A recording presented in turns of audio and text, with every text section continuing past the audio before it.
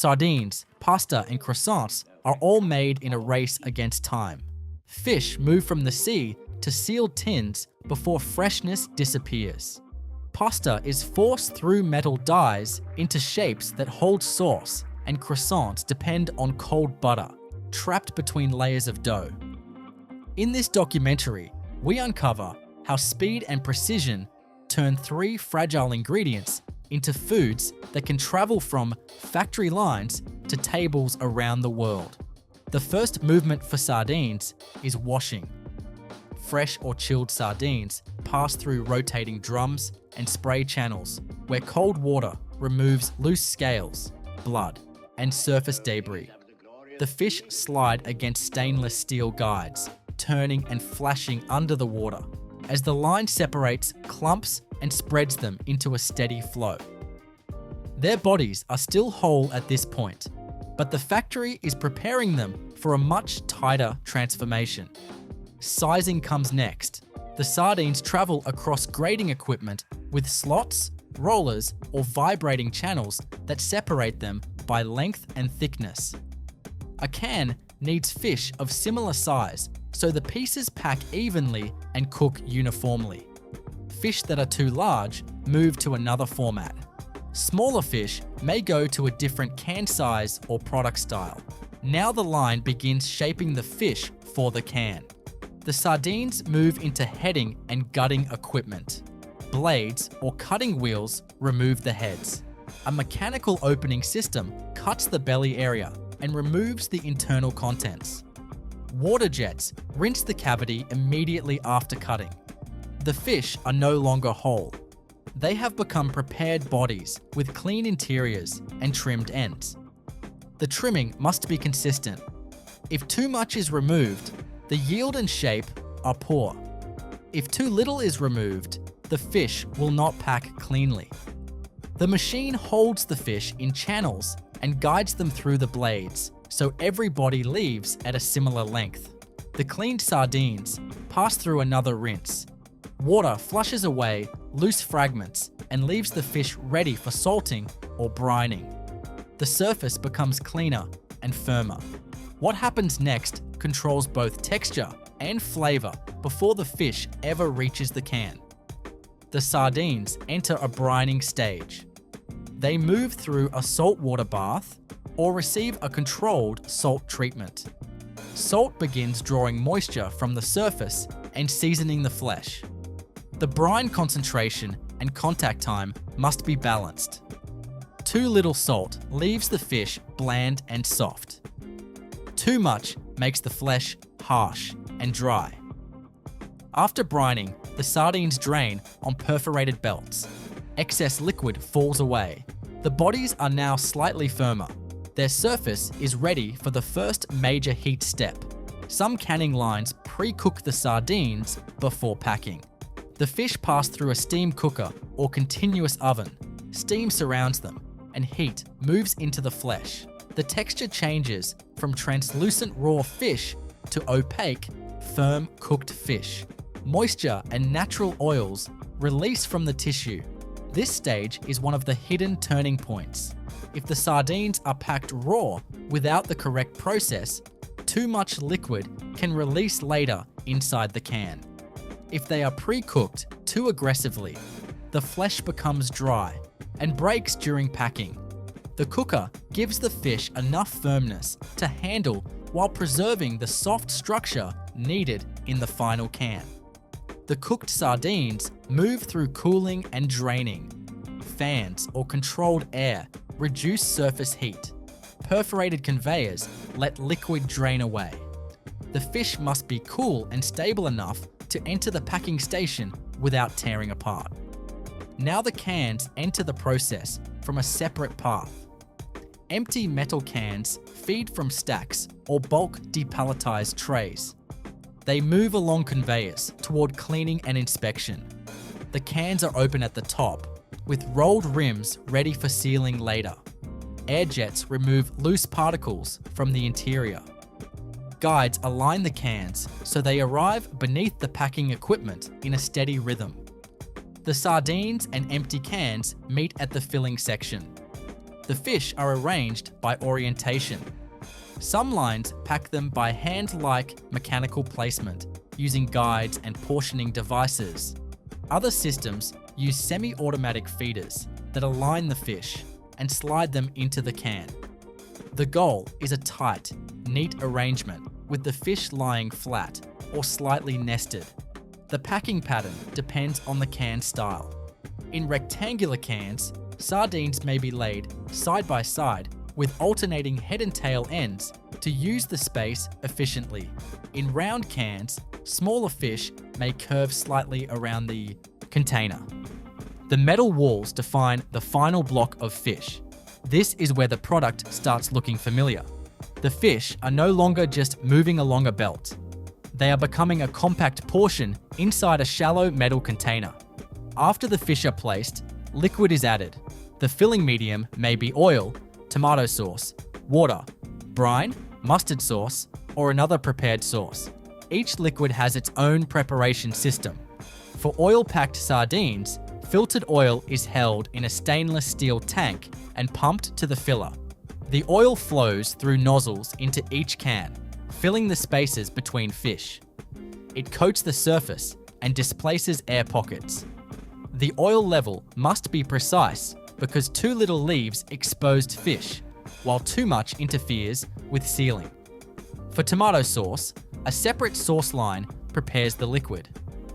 Tomato concentrate, water, salt, spices, and other ingredients blend in heated tanks. Agitators keep the sauce uniform. The sauce may pass through screens to remove oversized particles before filling. It must be thick enough to cling to the fish, but fluid enough to flow through nozzles. For brine-packed sardines, salt water is mixed to a controlled concentration. The brine fills the can around the fish and helps distribute seasoning through the pack. The brine must be clear, measured, and free from undissolved crystals. The liquid filler doses every can.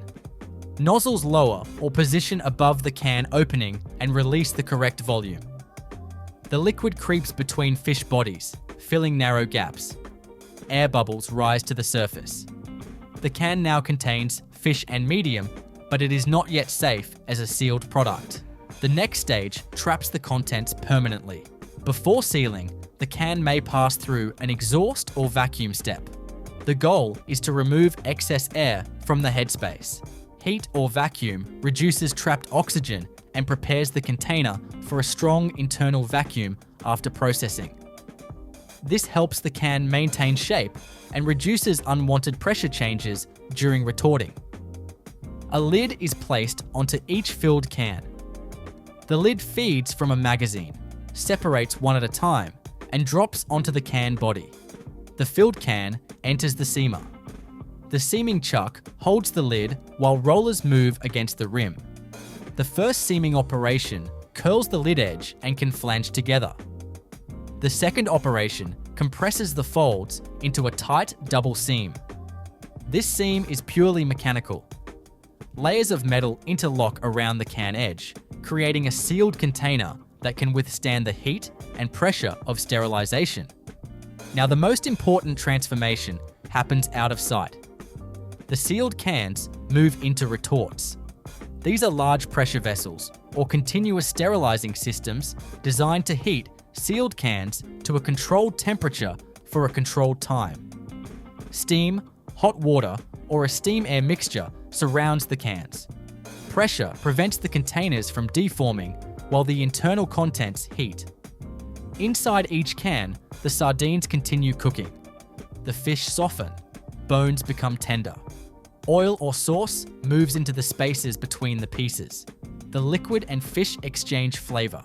The can becomes a sealed cooking chamber, and the product develops its final texture.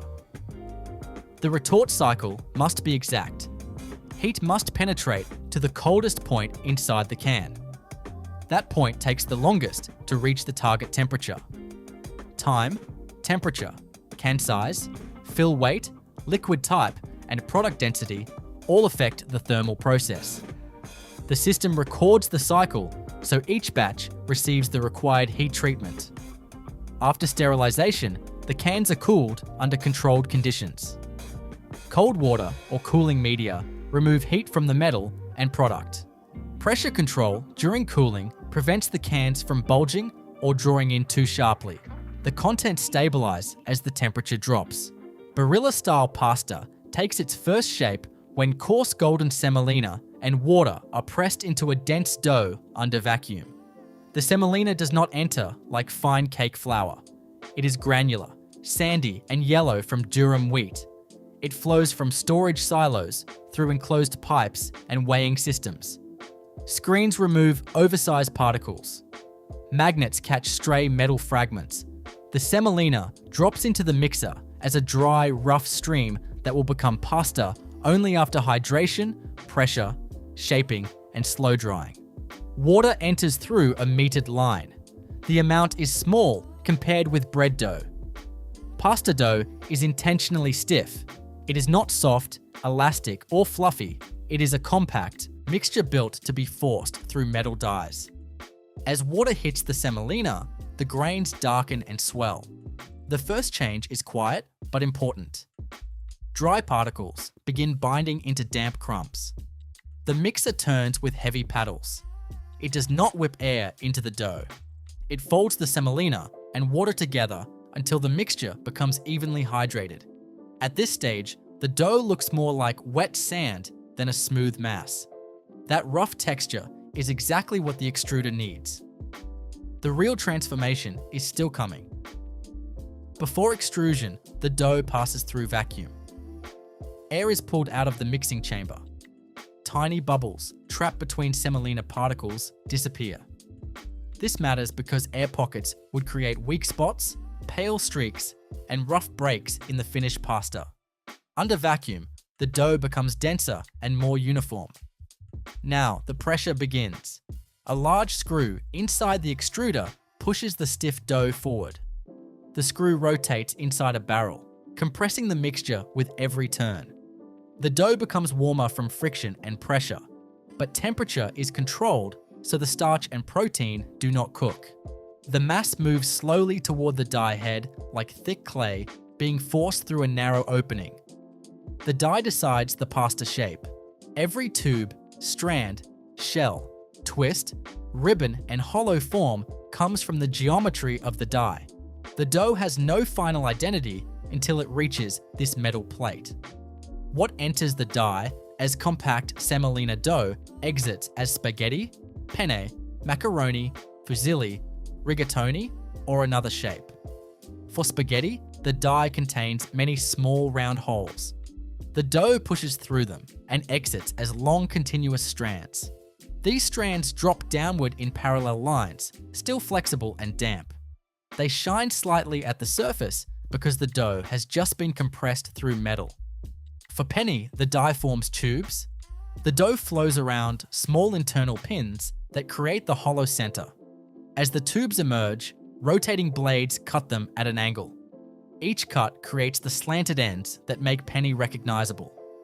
The pieces fall away in short lengths, still soft enough to bend, but firm enough to hold their hollow shape.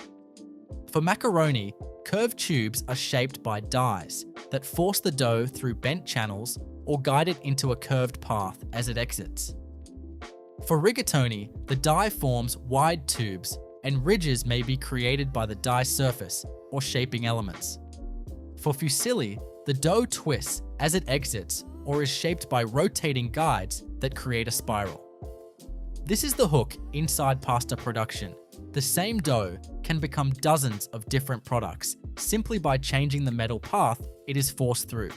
The surface texture also depends on the die. Smooth dies create pasta with a cleaner, more polished surface. Bronze dies create a rougher texture because the dough drags against the metal more heavily. That rough surface catches sauce better, but it also requires careful drying because the texture holds moisture differently. Freshly extruded pasta contains too much moisture to be packed as dry pasta. It must be dried without cracking, bending, sticking, or collapsing. This drying stage is slower and more delicate than the extrusion itself. Long pasta follows one route. Spaghetti strands are lifted onto rods or spread across support systems so they hang straight. The strands must not touch too heavily, or they can stick together before their surfaces dry. The line keeps them separated while they enter the first drying zone. Short pasta follows another route. Penne, fusilli, shells, elbows, and rigatoni fall onto vibrating conveyors or perforated belts. The movement spreads the pieces into a shallow layer. Air can move around them from above and below. Pieces that clump together are separated before drying becomes permanent. The first drying stage is called pre-drying. Warm air removes surface moisture quickly. The outside of the pasta firms just enough to prevent sticking, but the inside is still moist. If the surface dried too hard, too fast, moisture trapped inside would create cracks later. The process has to dry the outside without sealing the inside. The pasta then enters longer drying chambers. Temperature and humidity are controlled in stages. Warm air flows across the product, carrying moisture away. The pasta slowly loses water from the center outward. The goal is to bring moisture down to a stable level while preserving shape, color, and strength. Inside the pasta, starch granules and gluten, proteins form a rigid network as water leaves. The structure becomes hard and glassy. A soft, damp tube becomes a dry piece that can survive packing, shipping, and later boiling. The transformation is not just moisture loss. It is the creation of a stable internal architecture. Drying too quickly creates stress. The outside contracts before the center can shrink, and the pasta may crack. Drying too slowly wastes time and can weaken texture. The drying tunnel uses different zones so the pasta can adjust gradually. Heat, humidity, airflow, and residence time all work together. Long pasta must stay straight during drying. Hanging strands pass through zones where air moves evenly around them. If one side dries faster than the other, the strand can curve. The line controls airflow so each strand remains aligned. Short pasta must keep its shape. Hollow tubes cannot collapse. Spirals cannot unwind. Shells cannot flatten. The early drying step locks the shape, and the later drying steps strengthen it. Vibrating belts and perforated trays prevent pieces from piling too deeply. After drying, pasta enters a cooling zone. The hot, dry pasta cannot go directly into packaging. If packed while warm, trapped heat could create condensation inside the package. Cooling air brings the pasta closer to room temperature while keeping it dry. Now the line listens for defects. The cooled pasta moves through screens and sorting equipment. Broken pieces, fines, and dust fall away. For short pasta, vibrating screens separate undersized fragments. For long pasta, cutting systems trim strands to the correct length, and broken strands are removed before packing. Optical sorters can inspect color and shape. Pale spots, dark specks, burnt fragments, cracks, or misshapen pieces are detected as the pasta passes under cameras. Air jets remove defective pieces from the flow. The accepted pasta continues forward as a clean, uniform stream. For spaghetti and other long pasta, the strands are gathered into measured portions. The product aligns lengthwise. Mechanical guides square the ends and form bundles. The strands must be straight enough to slide into cartons or bags without snapping. For short pasta, the pieces enter weighing hoppers. The pasta flows like dry ceramic shapes, rattling across stainless steel surfaces. A multi-head or linear weigher measures each portion. The machine releases the correct weight into the packaging system below. Packaging depends on the format. For bagged short pasta, printed film unwinds from a roll. The film passes over a forming collar and wraps into a tube. A vertical seal closes the back. Horizontal jaws create the bottom seal. The weighed pasta drops into the open package. The jaws close again above it, sealing the top and cutting the bag free. The bag must protect the pasta from moisture. Dry pasta is stable only because its moisture level is low. The package keeps outside humidity from softening the product before it is cooked. For boxed pasta, flat paperboard blanks feed into a cartoner. Suction cups open the blank into a rectangular carton. Pasta is weighed or measured and dropped into the open box. Flaps fold in sequence.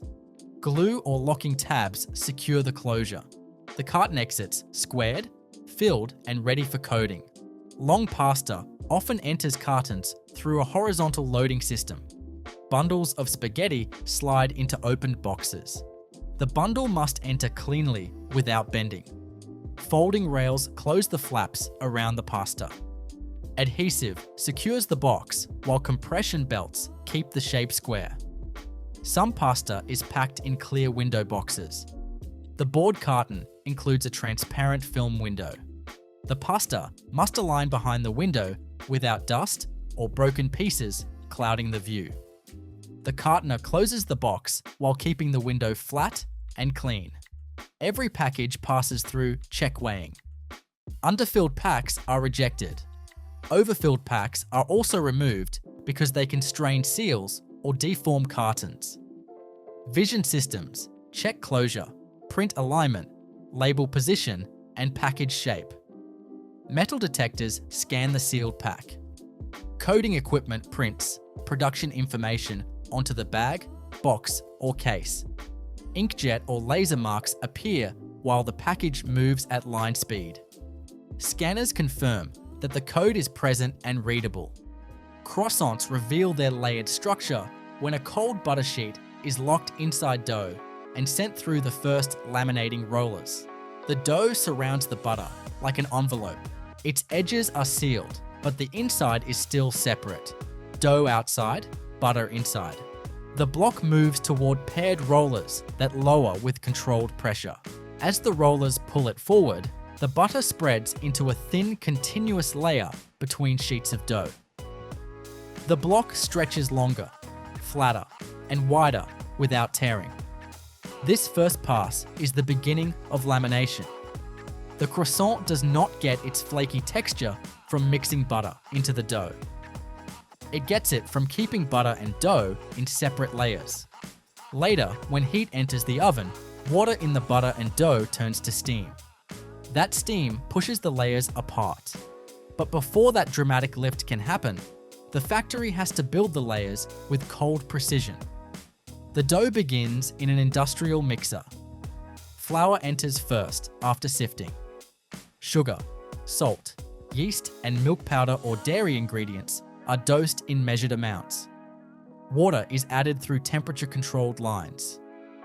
Fat, or a small amount of butter, may enter the dough itself, but the main butter for lamination remains separate. The mixer works the ingredients only to the needed development. Croissant dough needs strength, but it cannot be overworked into a tight mass. It must stretch around butter, pass through rollers, and expand during proofing. The dough becomes smooth, cool, and elastic, with enough structure to hold gas and enough flexibility to fold. After mixing, the dough is divided into large slabs. These slabs pass into a cooling or resting stage. Resting relaxes the gluten so the dough can roll without shrinking back. Cooling firms the dough so it can match the butter texture. If the dough is warm and the butter is cold, the butter breaks into pieces. If the butter is soft and the dough is firm, the butter smears into the dough. Both must meet at nearly the same firmness. The butter is prepared as flat sheets. Blocks of butter or laminating fat pass through a butter sheet former. Rollers compress them into rectangles of even thickness. The sheet must be plastic, not brittle. It has to bend under pressure and spread evenly inside the dough. This hidden sheet is what will later become hundreds of delicate layers. The cool dough slab moves to the lock-in station. A butter sheet is placed on top. The dough folds over the butter from the sides or wraps around it completely. Edges meet and seal, trapping the butter inside. The block now contains alternating material, but only a few layers. The rollers will multiply them. The laminated block enters a sheeter. Rollers reduce its thickness gradually. The dough stretches and the butter stretches with it. The machine does not crush the block in one heavy pass. It reduces thickness step by step, so the butter remains continuous and does not burst through the dough. After the sheet reaches the target length, it folds. A folding device brings one end over the center and the other end over that, or folds the sheet in a book-style pattern. Each fold multiplies the layers. Dough, butter, dough becomes a stack. The stack is turned and sent through the rollers again. This is where the croissant's future texture is quietly being built. Every fold creates more layers. Every roller pass stretches them thinner. The sheet still looks like one pale slab from the outside, but inside it contains repeating bands of dough and butter. The dough rests between folds. Resting keeps the layers from tightening and tearing. The sheet is chilled again, so the butter stays firm. Temperature control is constant. Too much warmth makes the butter melt into the dough, destroying the clean separation. Too much cold makes the sheet crack at the folds. A second rolling pass lengthens the folded slab. The rollers pull it forward with steady pressure. The butter layers become thinner and more numerous. Another fold multiplies the structure again. The sequence may repeat depending on the desired layer count and product style. When lamination is complete, the dough enters final sheeting. This pass brings the laminated dough to the exact thickness needed for cutting. The sheet moves as a long, wide ribbon. It must be even from edge to edge. Thin spots bake too crisp. Thick spots remain heavy. The rollers and side guides maintain a precise width and thickness. Now the shape appears. Cutting wheels slice the laminated sheet into long triangles. The blades move through the layers cleanly. A straight cut gives each piece sharp edges. The triangle shape is essential because it rolls into the curved croissant form. The wide base becomes the center body. The pointed tip wraps around the outside. The triangles may pass under a stretching device. This gently lengthens each piece, so the final croissant has more turns. The stretch must be controlled. Too much pull tears the layers. Too little gives a short, dense roll. Each triangle enters the rolling unit base first. Small belts or mechanical fingers catch the wide edge and roll it toward the point. The dough curls into a spiral.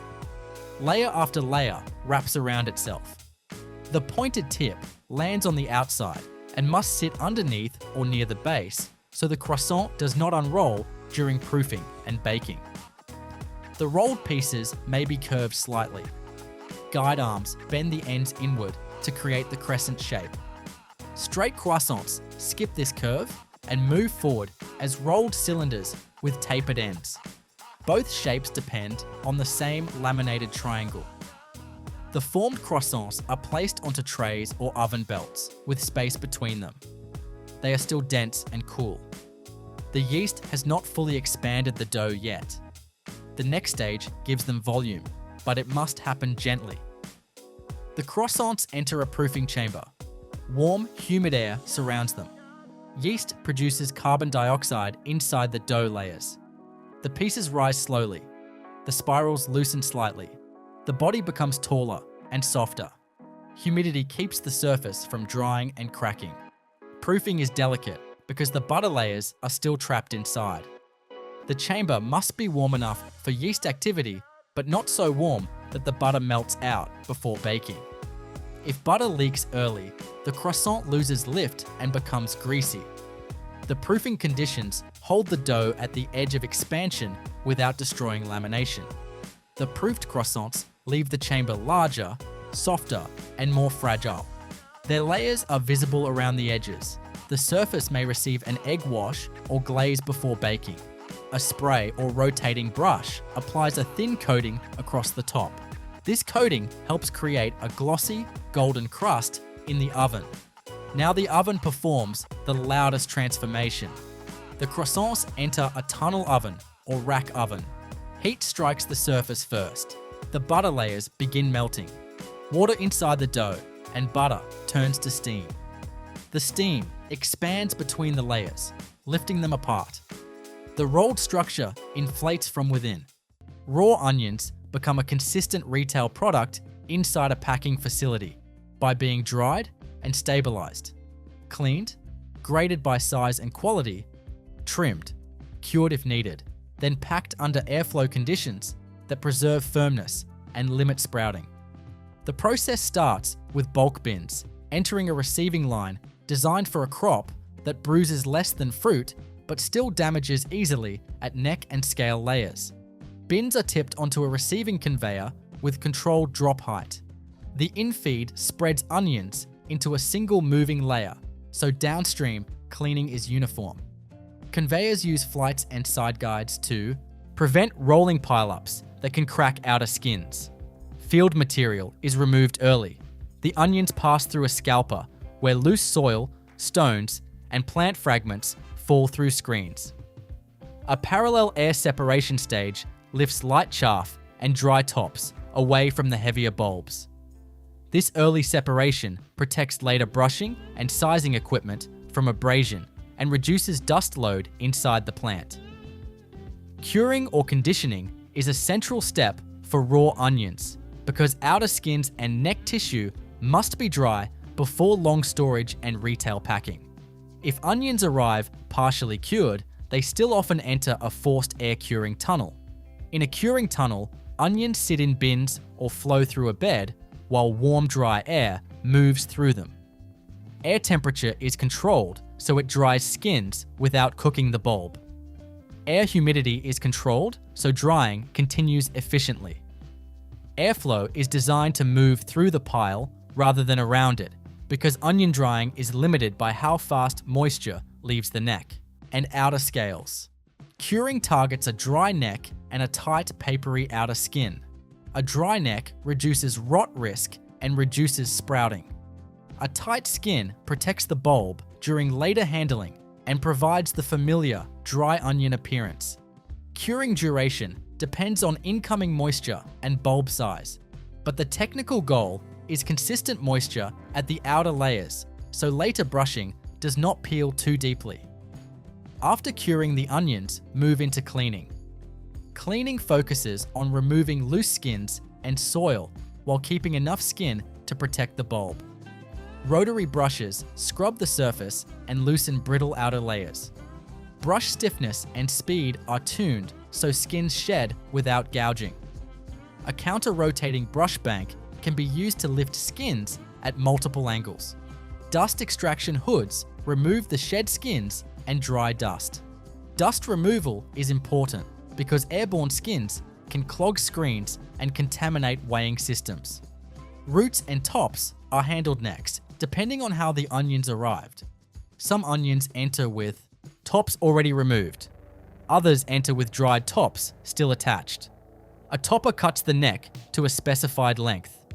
Cut length is controlled because too long creates tangles in bagging and too short exposes moist neck tissue. A root trimmer removes roots flush with the basal plate without cutting into the plate. Cutting into the basal plate increases decay risk. Trimming systems use rotating blades or abrasion heads with guides that center the bulb. After trimming the onions, pass through a second cleaning stage. This stage removes fragments created by topping and root trimming. A combination of brushes and air knives lifts loose skins. Screens remove small fragments and soil. The line aims to deliver a clean bulb with intact protective skins. Sizing and grading follow. Onions are graded primarily by diameter and by external quality. Diameter sizing is done with roller sizers, belt sizers, or optical measurement systems. In roller sizing, the gap between rollers increases along the machine. Smaller onions fall through earlier gaps and larger onions ride further. This creates size classes for different retail packs. Optical sizing uses cameras to measure diameter as onions roll. The measured size triggers diverters that route onions to dedicated lanes.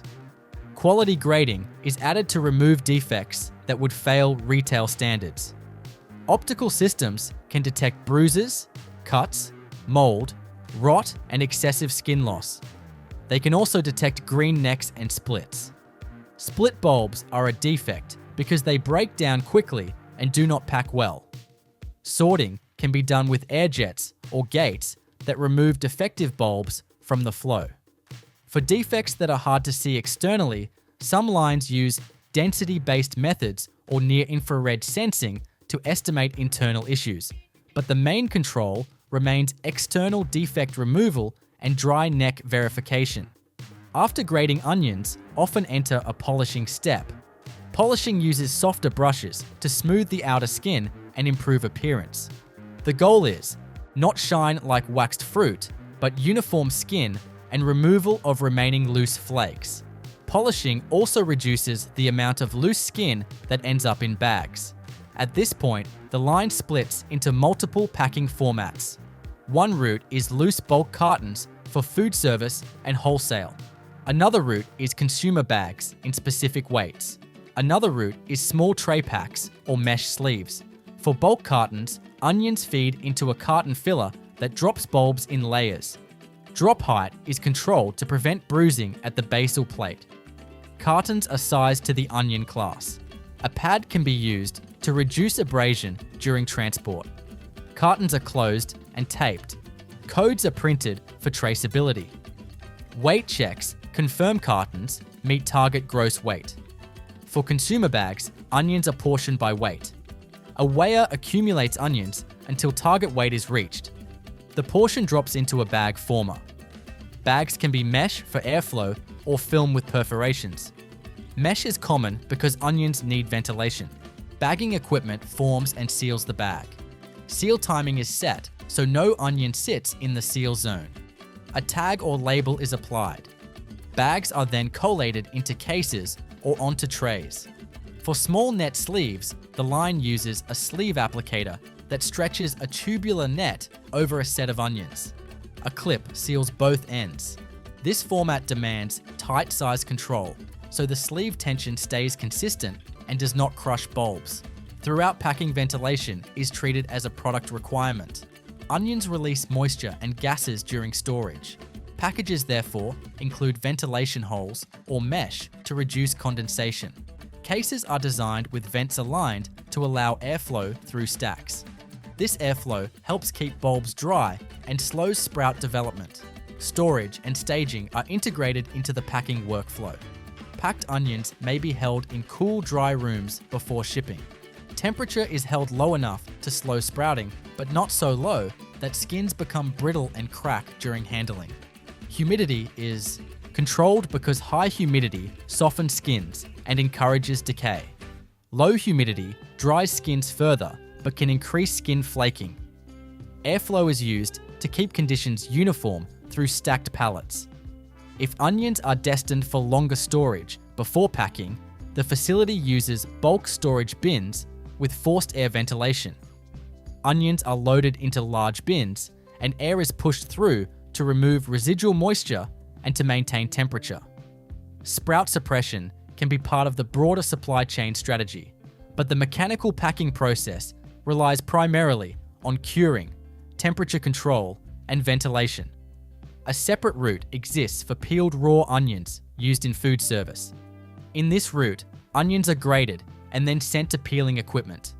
Peeling begins with scoring the outer skin and then using air blasts to lift skins away.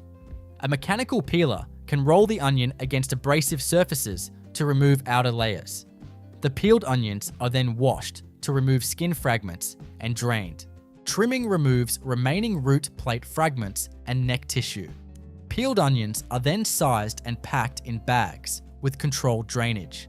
This route requires tight sanitation control and cold handling, but the core mechanical steps are scoring, peeling, washing, trimming, and draining. Garlic becomes a consistent retail product inside a packing facility by being cured to stabilize skins and cloves, cleaned, trimmed, graded by size and quality, then packed in ventilated formats that preserve dryness and limit sprouting. The process begins when bulk bins or totes of garlic enter the receiving line. The first objective is to move the bulbs from field containers into a controlled flow without tearing skins or snapping necks. Hydraulic bin tippers discharge garlic onto cushioned conveyors with low drop heights. Side guides spread bulbs into a single layer, so cleaning and grading equipment sees each bulb rather than a pile. Conveyor speeds are set to avoid rollback that cracks outer wrappers. Field debris is removed early because dry leaves and soil create dust that interferes with sizing and increases abrasion. Garlic passes over scalping screens where loose soil and small stones drop through.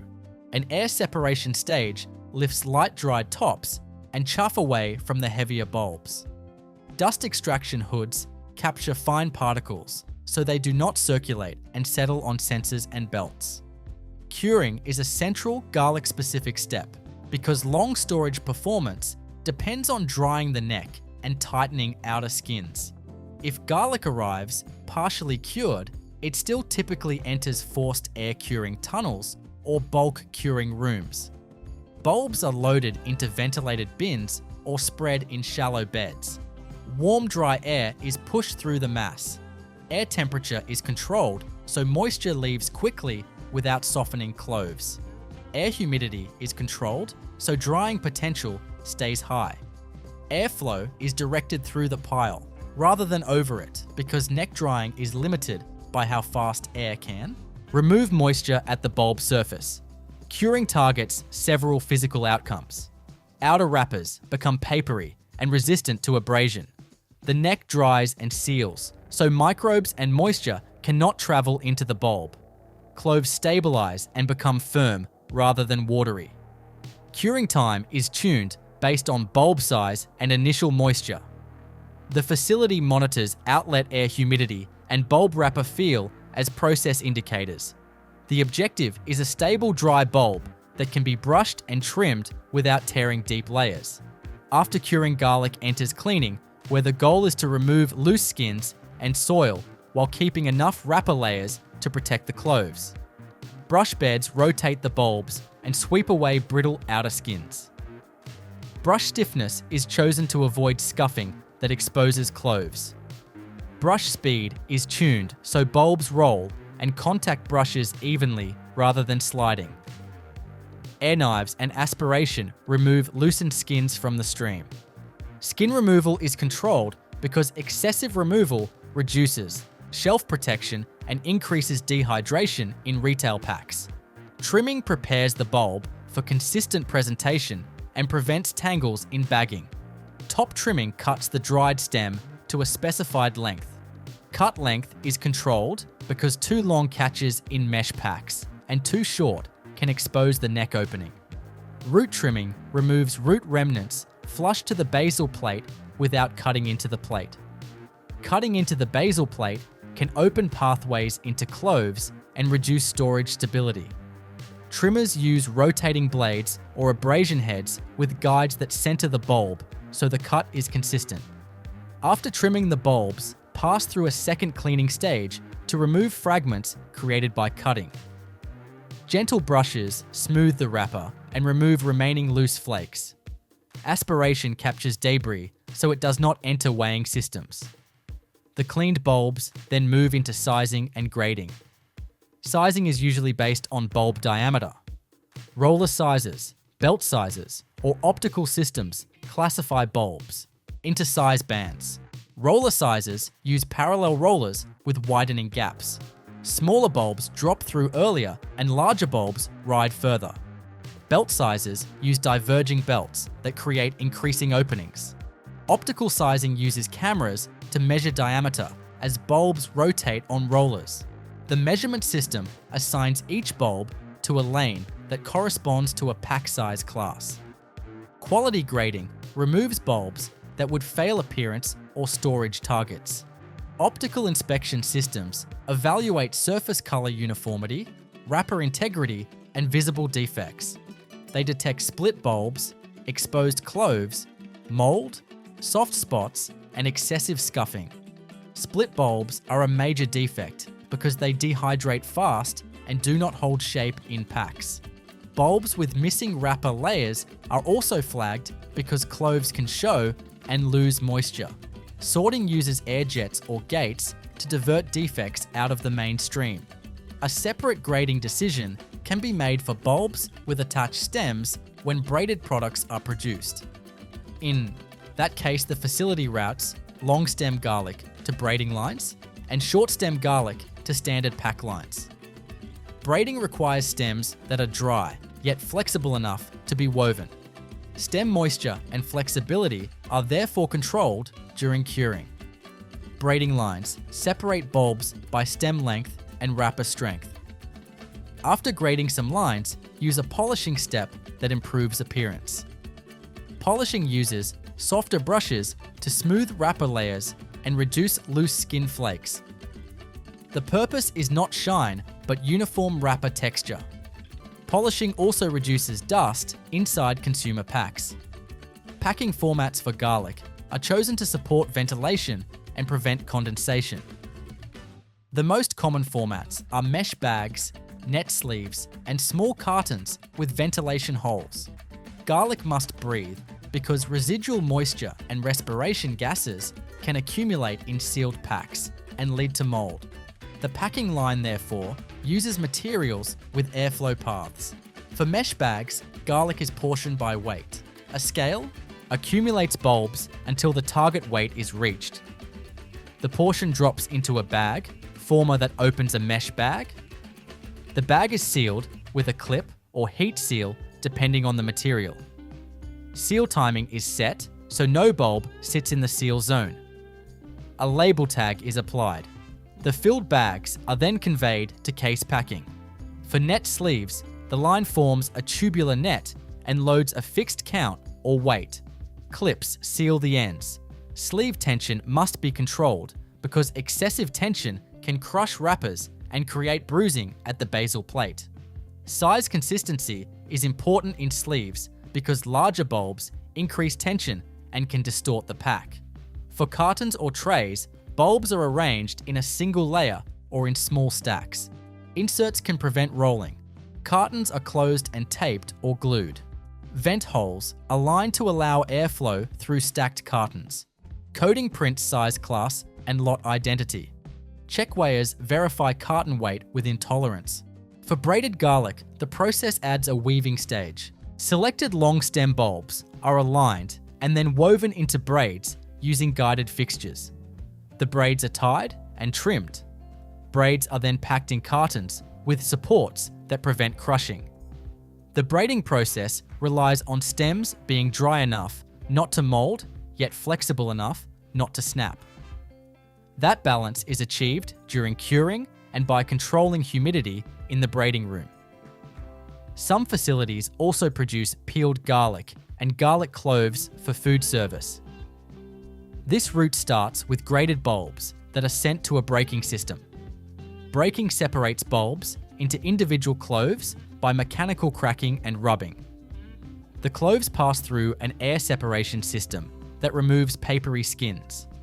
Additional peeling can use abrasion or air blast to lift remaining skins.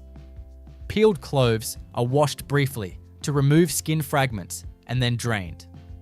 Drain control is important because free water reduces shelf stability. The cloves are then sized and packed in sealed bags with controlled gas permeability, and then chilled quickly. Storage and staging are integrated into garlic packing because temperature and humidity control determine sprouting and mold risk. Packed garlic is held in cool, dry rooms. Temperature is kept low enough to slow sprout development. Humidity is kept low enough to prevent wrapper softening, but not so low that wrappers become overly brittle and flake. Airflow is managed, so conditions are uniform through pallets. Ventilation in cases and pallets allows air to move through stacks. Bell peppers become a consistent retail product inside a packing facility by being unloaded with low impact, washed and dried, sorted by size, color, and defect, then packed in protective formats that prevent scuffing and dehydration. The process begins at receiving, where bulk bins or field totes are introduced to a line designed for delicate skins. Peppers are tipped by hydraulic dumpers onto cushioned conveyors with very low drop height. The goal is to avoid compression bruises and skin tears that later become soft spots. In-feed belts spread peppers into a single layer so they do not rub against each other in piles. Side guides and belt speeds are tuned to prevent rollback and pinch points. A dry debris removal stage often comes first. Air knives blow off loose leaves and dust that would otherwise contaminate wash water. A scalping screen can remove stones and hard debris that could gouge skins downstream. Once gross debris is reduced, the peppers enter washing. Washing starts with a pre-rinse that removes surface soil and field dust. Spray bars deliver water at controlled pressure so the skin is cleaned without forcing water into the stem cavity. Water is filtered continuously because suspended grit can scratch the glossy surface. After pre-rinse peppers pass through brush washers where soft rotating brushes scrub the surface. Brush stiffness is chosen to avoid dulling the skin. Brush speed is set so peppers rotate and contact brushes evenly, rather than sliding. After brushing a clean rinse, stage flushes away loosened residues. Drain belts remove free water. Drying follows because wet peppers scuff easily and water droplets interfere with optical sorting. Air knives remove surface droplets, and a drying tunnel uses moving air to bring the surface to a consistent dry state. Air temperature is kept moderate so the fruit does not warm and soften. The drying goal is a dry skin with minimal water trapped near the stem. Sorting and grading begin once peppers are clean and dry. Singulation is the first step in grading because sensors require isolated items. Singulation belts separate peppers with controlled spacing. Rollers can rotate peppers so cameras see multiple views. Spacing is maintained so diverters can fire accurately. Optical inspection systems capture images under controlled lighting. Lighting is designed to reveal color uniformity and surface defects. Cameras measure size, shape, and color stage. They detect scuffs, cuts, sunken bruises, blossom end issues, and skin cracking. The system can also flag soft rot indicators when discoloration patterns match known defect signatures. Each pepper is assigned a grade and a destination lane. Color sorting is important because peppers can be green, red, yellow, or orange, and color uniformity is a retail requirement. Optical systems quantify hue and saturation. Mixed color peppers or uneven color peppers can be routed to processing grades. Uniform colored peppers are routed to premium packs. Sorting can also separate by gloss and by skin texture because dull peppers often indicate dehydration. Size grading is performed alongside quality grading. Size can be estimated from image geometry or measured by mechanical sizing cups. Many systems use weight grading as well because pepper density varies. Weight is recorded by in-motion scales that support the pepper briefly. Size and weight together support pack count targets and uniform appearance in trays. After the inspection zone, the line uses diverters to route peppers. Diverters are timed gates or air jets that move peppers into different lanes. Impact control at these diversion points is critical. Chutes are lined and curved. Drop heights are minimized.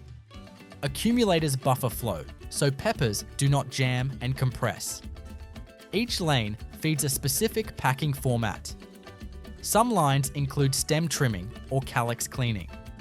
Trimming is minimal because peppers are sold with stems, but excessive stem length can puncture adjacent peppers in packs. If trimming is used, it clips stems to a controlled length without damaging the calyx. Calyx damage increases moisture loss and rot risk. The trimmed peppers then pass through a brief air dry stage to remove any moisture at the cut side. Waxing is not always used for peppers, but a light surface treatment can be applied to reduce dehydration in longer distribution. If applied, it is done as a fine mist while peppers rotate. The coating is very thin because heavy films can trap moisture and dull the natural gloss. After application, peppers pass through a short drying tunnel to set the film. Packing is designed to protect skins from abrasion. The most common premium format is tray packing. Trays have cavities that hold each pepper and prevent rolling. Tray selection matches pepper size class. Trays are fed by a denister and placed on a conveyor. Peppers are placed into trays by synchronized drop lanes or robotic pick systems. Placement is oriented so stems do not face outward toward film surfaces or neighboring peppers.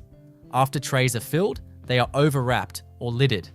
Overwrap film is stretched over the tray and sealed. Film tension is controlled so it holds peppers without crushing them. Vent holes can be included to prevent condensation. Lid seal systems use heat sealable films with controlled dwell time. Clean seals matter because leaks change humidity inside the pack and accelerate dehydration. For value packs, peppers can be packed in bags, often as mixed color packs. Bagging begins with portioning by count or by weight. Counting systems use gates and sensors to assemble a defined number. Weight systems use scales to hit target mass. The portion drops into a bag former. Bags are sealed and labeled. Bag material selection balances ventilation and moisture retention. Too much ventilation accelerates dehydration. Too little ventilation can trap moisture and promote soft spots. For bulk cartons, peppers are packed in layers with pads or liners. Liners reduce scuffing and help manage moisture. Carton fill is done with controlled drop heights and layer formation so lower peppers are not crushed. Cartons are closed and taped or glued. Vent patterns in cartons support airflow in cold storage. Cooling and cold chain management are integrated into pepper packing. Peppers are sensitive to heat and soften quickly if held warm. Many facilities pre-cool peppers before packing or immediately after packing. Forced air cooling is common.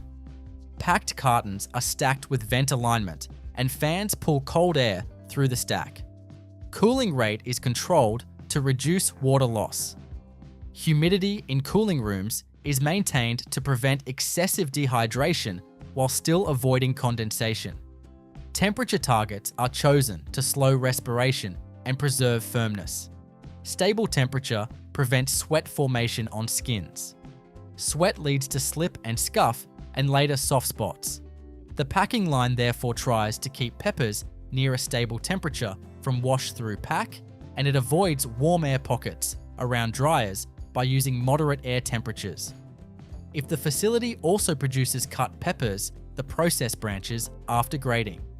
Selected peppers enter a cutting room where they are washed again and then cored and sliced. Core removal cuts away the seed cluster and white ribs. Slicing blades are sharpened to avoid tearing skins. Slices are washed lightly to remove seeds and then dried by centrifuge or air. The slices are portioned and sealed in bags or trays and then chilled quickly. This route relies on very tight temperature control because cut peppers dehydrate fast. Quality checks occur throughout. Visual checks confirm color uniformity and defect rates. Weight checks confirm pack targets. Seal checks confirm package integrity. Rejected peppers are routed to processing grades or removed. The goal is to maintain grade purity and reduce damage introduced by the line itself. Chocolate chip cookies are manufactured by building a controlled dough system, portioning it into uniform pieces, baking to a defined moisture gradient, then cooling and packaging to preserve crispness or softness depending on the target style. Production starts with ingredient conditioning because dough behavior depends on temperature and particle size. Flour is sieved to remove lumps and to aerate it for consistent hydration. Sugar is managed as two streams when both granulated sugar and brown sugar are used. Granulated sugar is screened for consistent crystal size. Brown sugar is broken. down to remove hard clods because clods create dark pockets and uneven spread.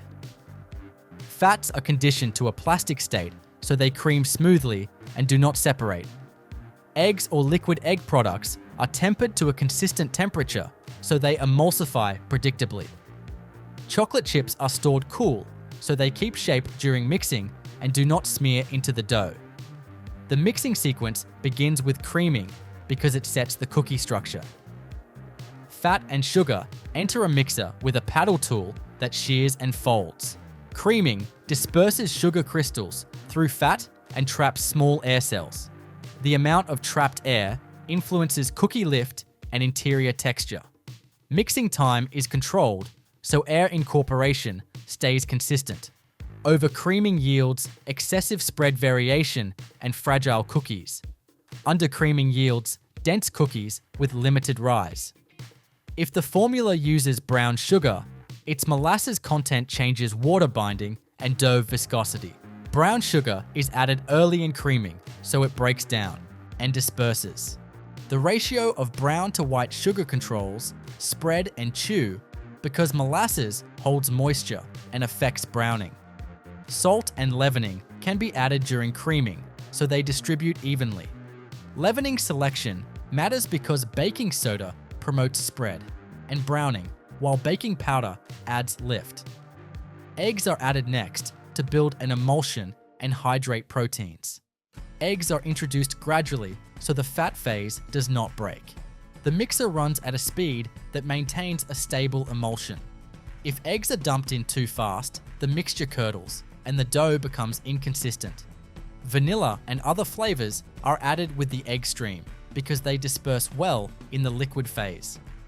Dry ingredients enter after the fat and egg system is stable.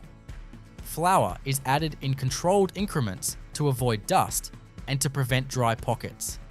Mixing energy is reduced during flour addition because gluten development must be limited. Too much gluten makes cookies tough and reduces spread. The endpoint is a cohesive dough where flour is hydrated but the structure remains short due to fat coating. If the recipe includes starches or milk powders, they enter with the flour. Starch can soften texture by reducing gluten strength. Milk powders can increase browning and add dairy notes. Each addition changes water demand. Water demand is managed by egg level and by added water if used. Dough temperature is tracked because warm dough spreads more in the oven. Chocolate chips are added at the end of mixing to preserve chip integrity. Chips are folded in at low speed so they distribute without breaking. Distribution uniformity matters because each cookie needs a consistent chip count. Mixing after chip addition is kept short to avoid smearing chocolate into streaks. If chips are warm, they can melt and create muddy color. Chip temperature control prevents that. Once mixed, the dough often goes through a short rest. Rest allows flour hydration to complete and lets the dough firm as fats stabilize. Rest also reduces stickiness and improves portioning accuracy. Dough can be held in a cooled hopper to maintain a consistent temperature band.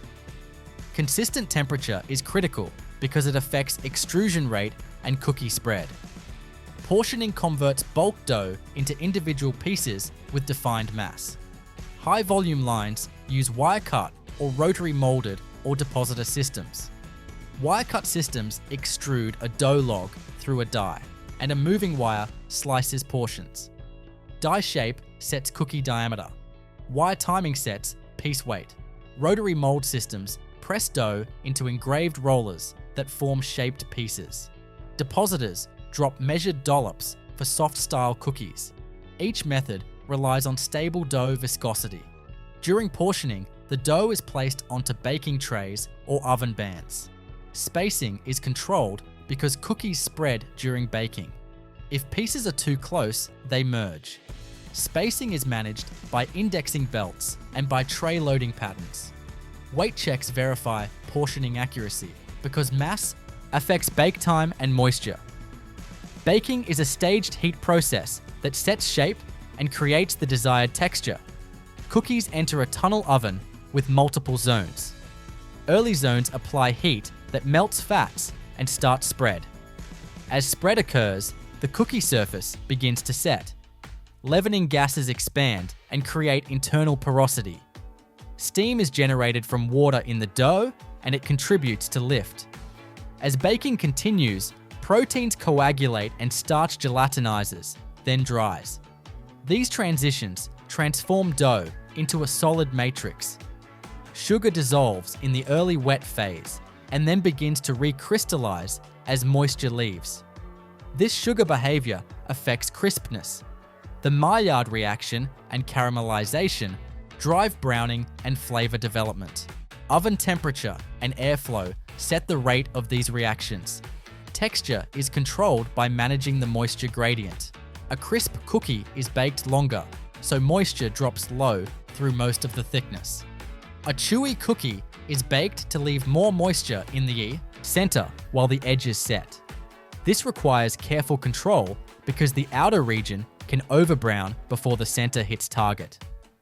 Oven zones allow the line to drive strong, top heat early for structure, then moderate heat later for uniform drying. Airflow affects surface drying and color.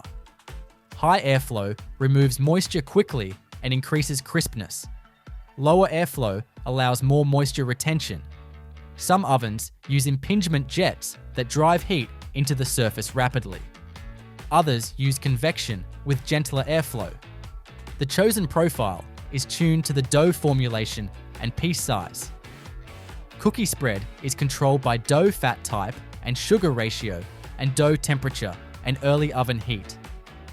If spread is excessive, cookies become thin and fragile. If spread is insufficient, cookies stay thick and can remain underbaked in the center. Lines adjust by changing dough temperature and by adjusting the first oven zone temperature. They can also adjust piece weight slightly to influence final diameter. When cookies exit the oven, they are fragile because the structure is still hot and fats are liquid. They move on to cooling conveyors that support them and prevent bending. Cooling must be controlled because rapid cooling can create cracking in crisp products. Gradual cooling allows structure to set as fats crystallize. Cooling also allows moisture to redistribute slightly within the cookie. This redistribution affects final texture. A cookie that feels soft when hot can become crisp after cooling as moisture equilibrates. For soft cookie styles, the process may include a rapid cooling step that limits moisture loss. For crisp styles, the process may include extended cooling with dehumidified air to drive moisture lower. Air humidity control matters because cookies can absorb moisture from humid air and lose crispness. Cooling tunnels therefore often use conditioned air. After cooling, the cookies may be inspected and sorted. Vision systems can reject merged cookies and broken cookies, and off-color pieces. Metal detection can be placed after cooling to protect final product flow. Sorting also aligns cookies for packaging and removes crumbs that would contaminate seals. Packaging is designed around moisture control because cookie texture is moisture sensitive. Crisp cookies require high barrier film that prevents water vapor ingress. Soft cookies require packaging that limits moisture loss so they do not dry out. Many lines use flow wrappers that seal each cookie or stacks of cookies.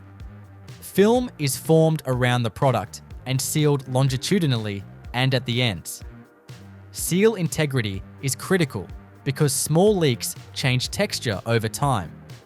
If cookies are packed in trays, the trays protect against breakage. Cookies are loaded into plastic trays by robotic pick and place or by lane collators. Trays are then wrapped in film. Trays also control headspace and reduce movement that generates crumbs. For bagged formats, cookies are collated into stacks and then dropped into bags. Stack height and alignment are controlled so the bag seals cleanly. Biscuits are manufactured by converting flour, fat, sugar, and leavening into a stable dough, shaping that dough into uniform pieces, baking to a defined moisture endpoint, then cooling and packaging to preserve texture. Production starts with flour handling, because flour properties control dough strength and spread. Flour is delivered in bulk and routed through sieves that remove lumps and foreign particles. Aeration during sieving improves consistent hydration. Flour temperature and moisture are monitored because they affect water demand. If flour is warm, the dough softens and smears in sheeting. If flour is cold, the dough can crack and resist forming. The line, therefore, conditions flour to a narrow temperature range before mixing. Sugar is prepared based on biscuit style. Granulated sugar is screened to control crystal size and reduce dust. Powdered sugar is delumped because hard clods create white streaks. Brown sugar is broken down and evenly distributed because molasses pockets create dark spots. Salt is weighed and kept dry so it flows consistently into feeders. Leavening agents are staged separately because their particle size and reactivity affect lift.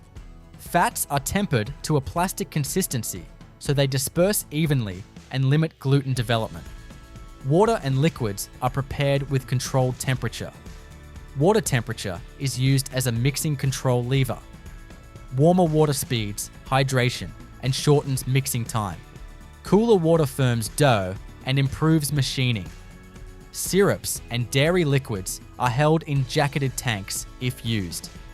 Liquid egg or milk can be included for richer biscuits, and it is tempered to avoid curdling in the fat phase. Mixing begins with a sequence selected to manage gluten. For short, crisp biscuits, the process aims to limit gluten formation. Fat is combined with flour early to coat flour particles. This coating reduces water access and reduces gluten development. Mixing equipment uses paddles or sigma blades that fold and smear fat into flour without overworking. Sugar and salt can be added at this stage, so they distribute through the fat-coated flour. Water is then added gradually while mixing continues at controlled speed. The aim is to hydrate enough to form a cohesive dough while keeping it short.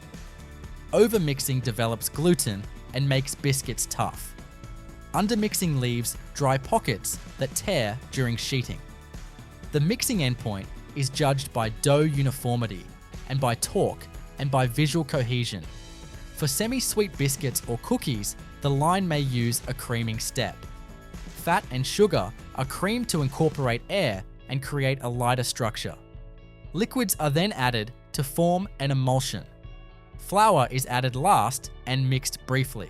This method yields more spread and a different crumb structure. Both methods rely on controlling dough temperature and mixing energy. After mixing the dough often enters a rest stage. Rest allows moisture to distribute through flour particles. Rest also lets the dough relax and reduces elastic snapback. Reduced snapback is important for precise cutting and consistent size. Rest temperature is controlled because warm rest softens fat and changes dough stiffness. The dough then moves to forming, which can be sheeting, extrusion, or molding. Sheeting is common for many biscuits. Dough passes through reduction rollers that gradually decrease thickness.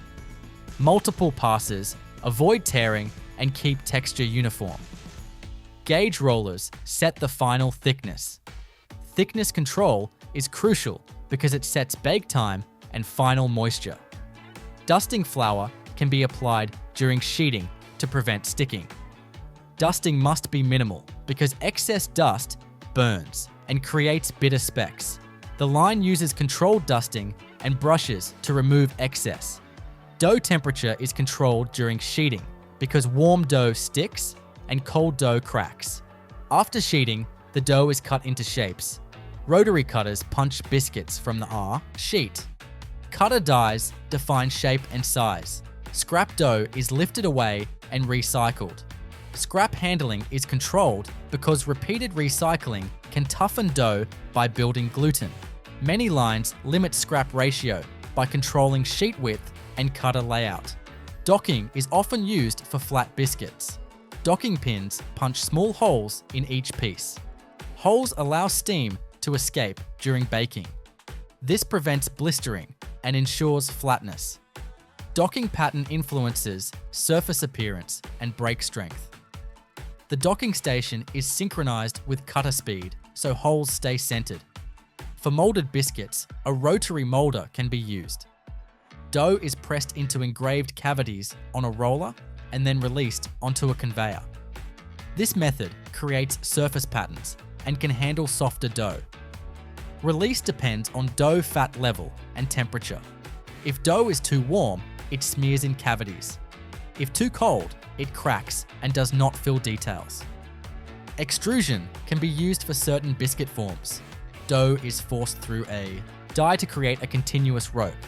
The rope is cut into segments or shaped further. Extrusion requires dough with consistent viscosity. Viscosity is controlled by water level and fat plasticity. Formed pieces are transferred onto baking bands or trays.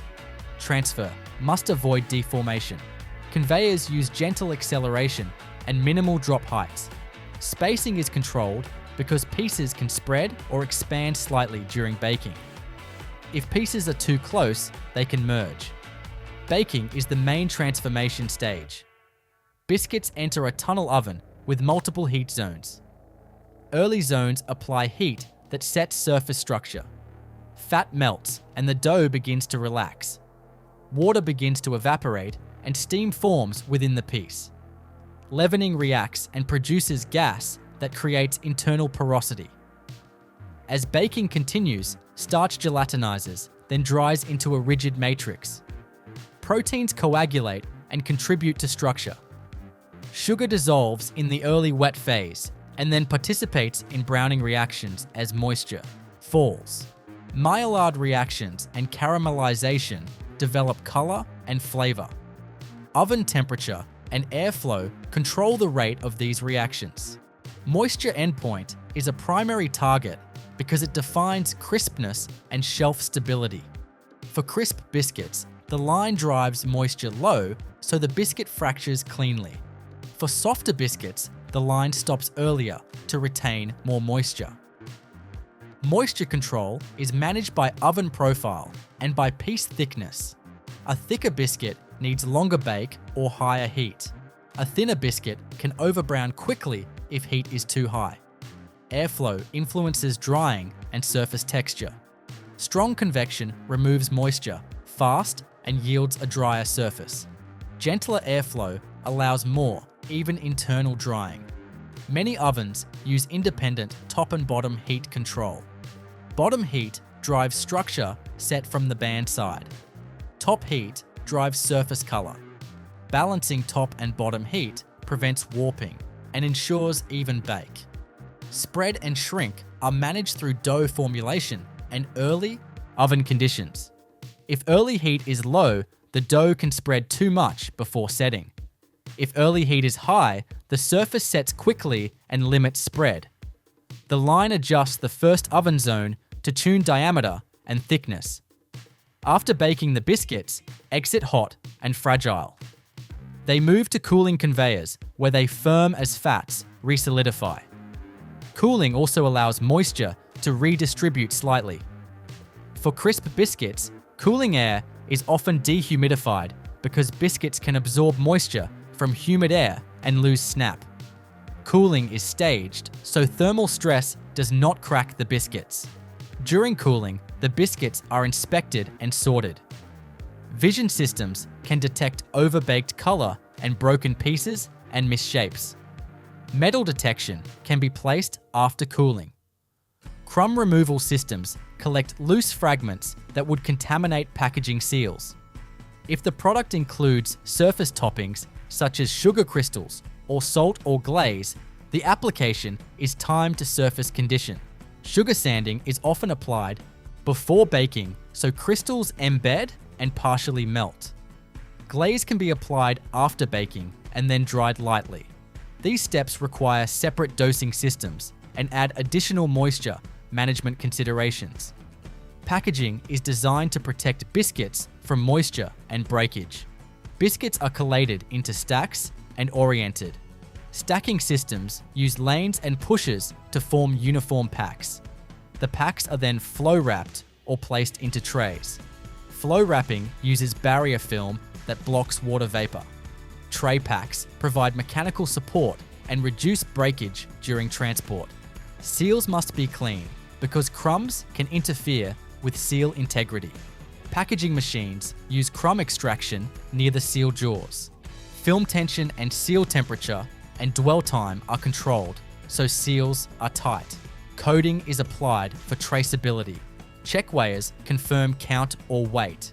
Oat bars are manufactured by converting oats and binders into a cohesive slab, setting that slab by baking or cooling, then cutting it, and packaging so texture and moisture stay within a tight window.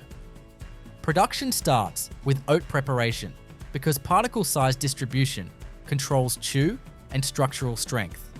Rolled oats are screened to remove fines and oversized flakes. Fines create dust and can make bars dense and crumbly. Oversized flakes create weak points and poor cut edges.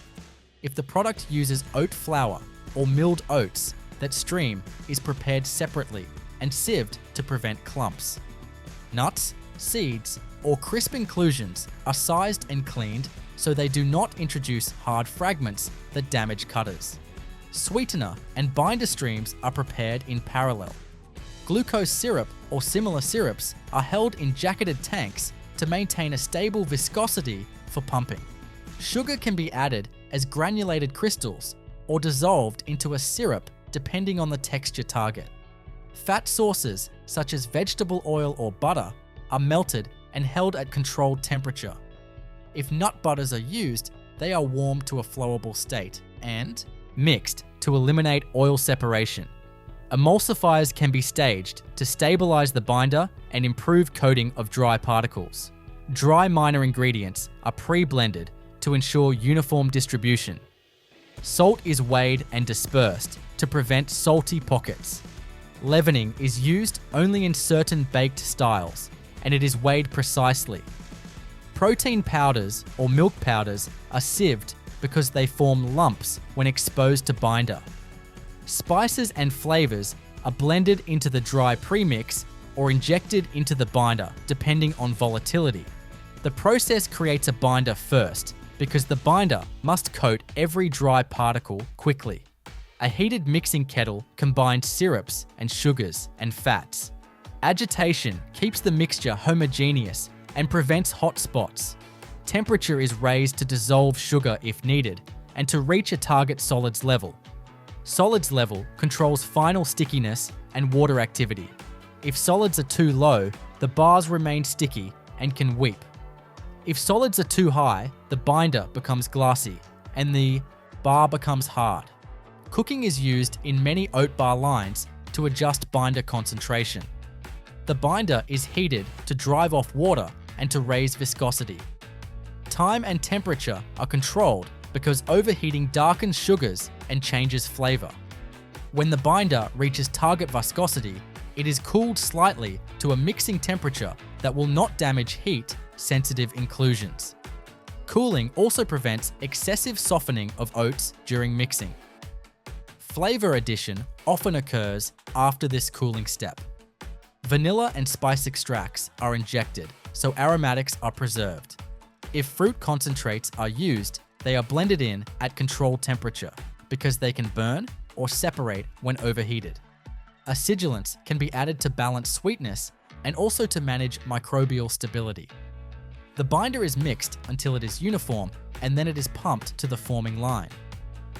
Dry blending begins with oats as the primary structural phase. Oats are loaded into a ribbon blender or a paddle mixer. The mixer runs at low speed to avoid breaking flakes. If nuts or seeds are included, they are added and distributed. Dry powders, such as protein, are added as a pre-mix to reduce streaks. The dry blend is mixed only until distribution is uniform because overmixing generates fines. Binder is then introduced into the dry blend. The binder is metered by mass flow, so the ratio remains stable. It is delivered through spray bars or a manifold that distributes it across the mixer width. The mixer switches to a folding action that turns the dry blend through the binder stream. The goal is rapid coating without crushing inclusions. Coating uniformity is critical because uncoated oats fall apart, and overcoated zones become sticky clumps. Mixing endpoint is judged by appearance and by torque. The mass should look uniformly glossy with no dry pockets. It should flow as a cohesive mixture but still show discrete oat flakes. If the mass is too wet, it will smear during forming and create dense bars. If it is too dry, it will not bind and will shed crumbs during cutting. Temperature during mixing is monitored because warm mass flows better but can collapse structure later. Once mixed, the mass is transferred to a forming system that creates a continuous slab. Transfer chutes are designed to reduce segregation because heavier inclusions can settle. Many lines use a short transfer distance and a low drop height. The mass is fed onto a moving belt through a spreader that distributes it to full width. The spreader uses leveling bars and rotating paddles to create an even bed height. Compaction follows spreading and it defines bar density. A set of compression rollers presses the mass to a target thickness. Roller pressure and gap determine final thickness and porosity. Higher compression yields a dense bar with fewer voids and a cleaner cut. Lower compression yields a lighter bar with more chew and visible structure. Compression must be uniform across the belt to avoid thickness variation. If the product includes a base layer such as chocolate or yogurt coating, the sequence can include a bottoming step. A thin film is applied to the belt and partially set before the oat mass is deposited. This creates a bonded base that can act as a moisture barrier.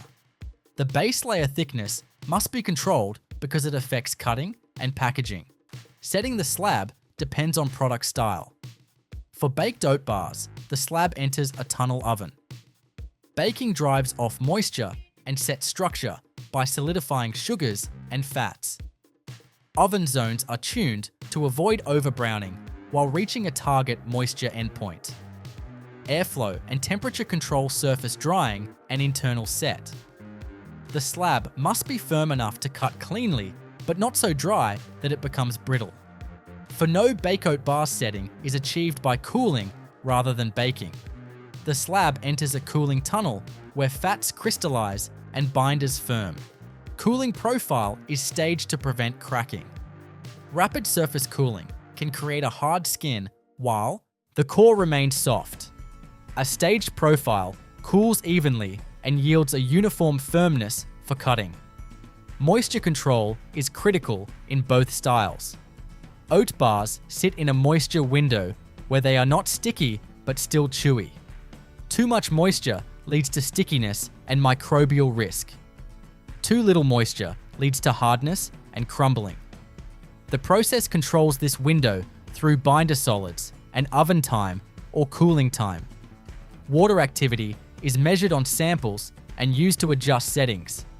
After baking or cooling, the slab may be conditioned before cutting.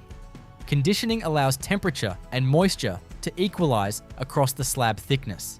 This reduces internal stress and prevents edge cracking. Conditioning also stabilizes the surface so blades do not drag. For baked slabs, conditioning can include a short cooling stage to bring the slab to a consistent cut temperature. Cutting converts the continuous slab into bars with defined weight. A first cutter trims the edges because edges can be uneven from spreading. Trim is collected for rework depending on recipe constraints. The main slab then passes through a guillotine cutter that creates long strips. A cross cutter then divides strips into bar lengths. Blade speed and sharpness are tuned to avoid tearing oats. Warm slabs can smear and stick to blades. Cold slabs can fracture and generate crumbs. If the product includes a top drizzle or enrobing, the coating step can occur after cutting. Chocolate is tempered and then applied as a curtain or as a drizzle. Drizzle heads deposit controlled lines. Enrobing coats the bottom or full bar. Coatings are then set in a cooling tunnel. Coating application must avoid adding excessive heat that softens the bar matrix. Donuts are manufactured by creating a dough or batter with controlled aeration, shaping it into rings or filled shells. Setting structure by frying, then applying glaze or coatings before cooling and packaging. Production begins with ingredient conditioning because dough rheology and fermentation behavior depend on temperature and hydration. Flour is sieved to remove lumps and to improve flow into the mixer. Sugar is screened to control crystal size and reduce dust. Salt and leavening are weighed precisely because they affect gas generation and gluten behavior. Fats are tempered to a plastic consistency so they disperse evenly. Eggs or dairy liquids are tempered to avoid shocking the dough temperature. Water temperature is used as a control lever to hit a target final dough temperature. Two main donut types drive different front-end processes. Yeast-raised donuts use a developed dough that ferments and expands. Cake donuts use a batter that is chemically leavened and deposited directly into oil. Many factories run both types on separate lines because the mixing and shaping equipment differs. For yeast-raised donuts, mixing begins with combining flour, sugar, salt, yeast, and a portion of water. The mixer starts at low speed to hydrate flour without throwing dust. After hydration, the mixer increases speed to develop gluten. Gluten development creates an elastic network that traps fermentation gas. Mixing time is controlled because underdevelopment yields weak dough that collapses. Overdevelopment yields tight dough that resists expansion and produces a tough bite. Fat is added after initial gluten has formed. Adding fat too early coats, flour, and slows gluten formation. Adding it later allows gluten to develop and then softens the network. Eggs and dairy can be added with fat or in a separate step depending on formulation. The dough is mixed until it reaches a defined elasticity and smoothness. Temperature is monitored because friction heats the dough. The target is a final dough temperature that supports consistent fermentation rate. Once mixed, the dough enters a bulk rest stage. Rest allows flour hydration to continue and lets the gluten relax. Relaxation improves machinability and reduces shrink after shaping. For yeast donuts, the rest is also a fermentation stage.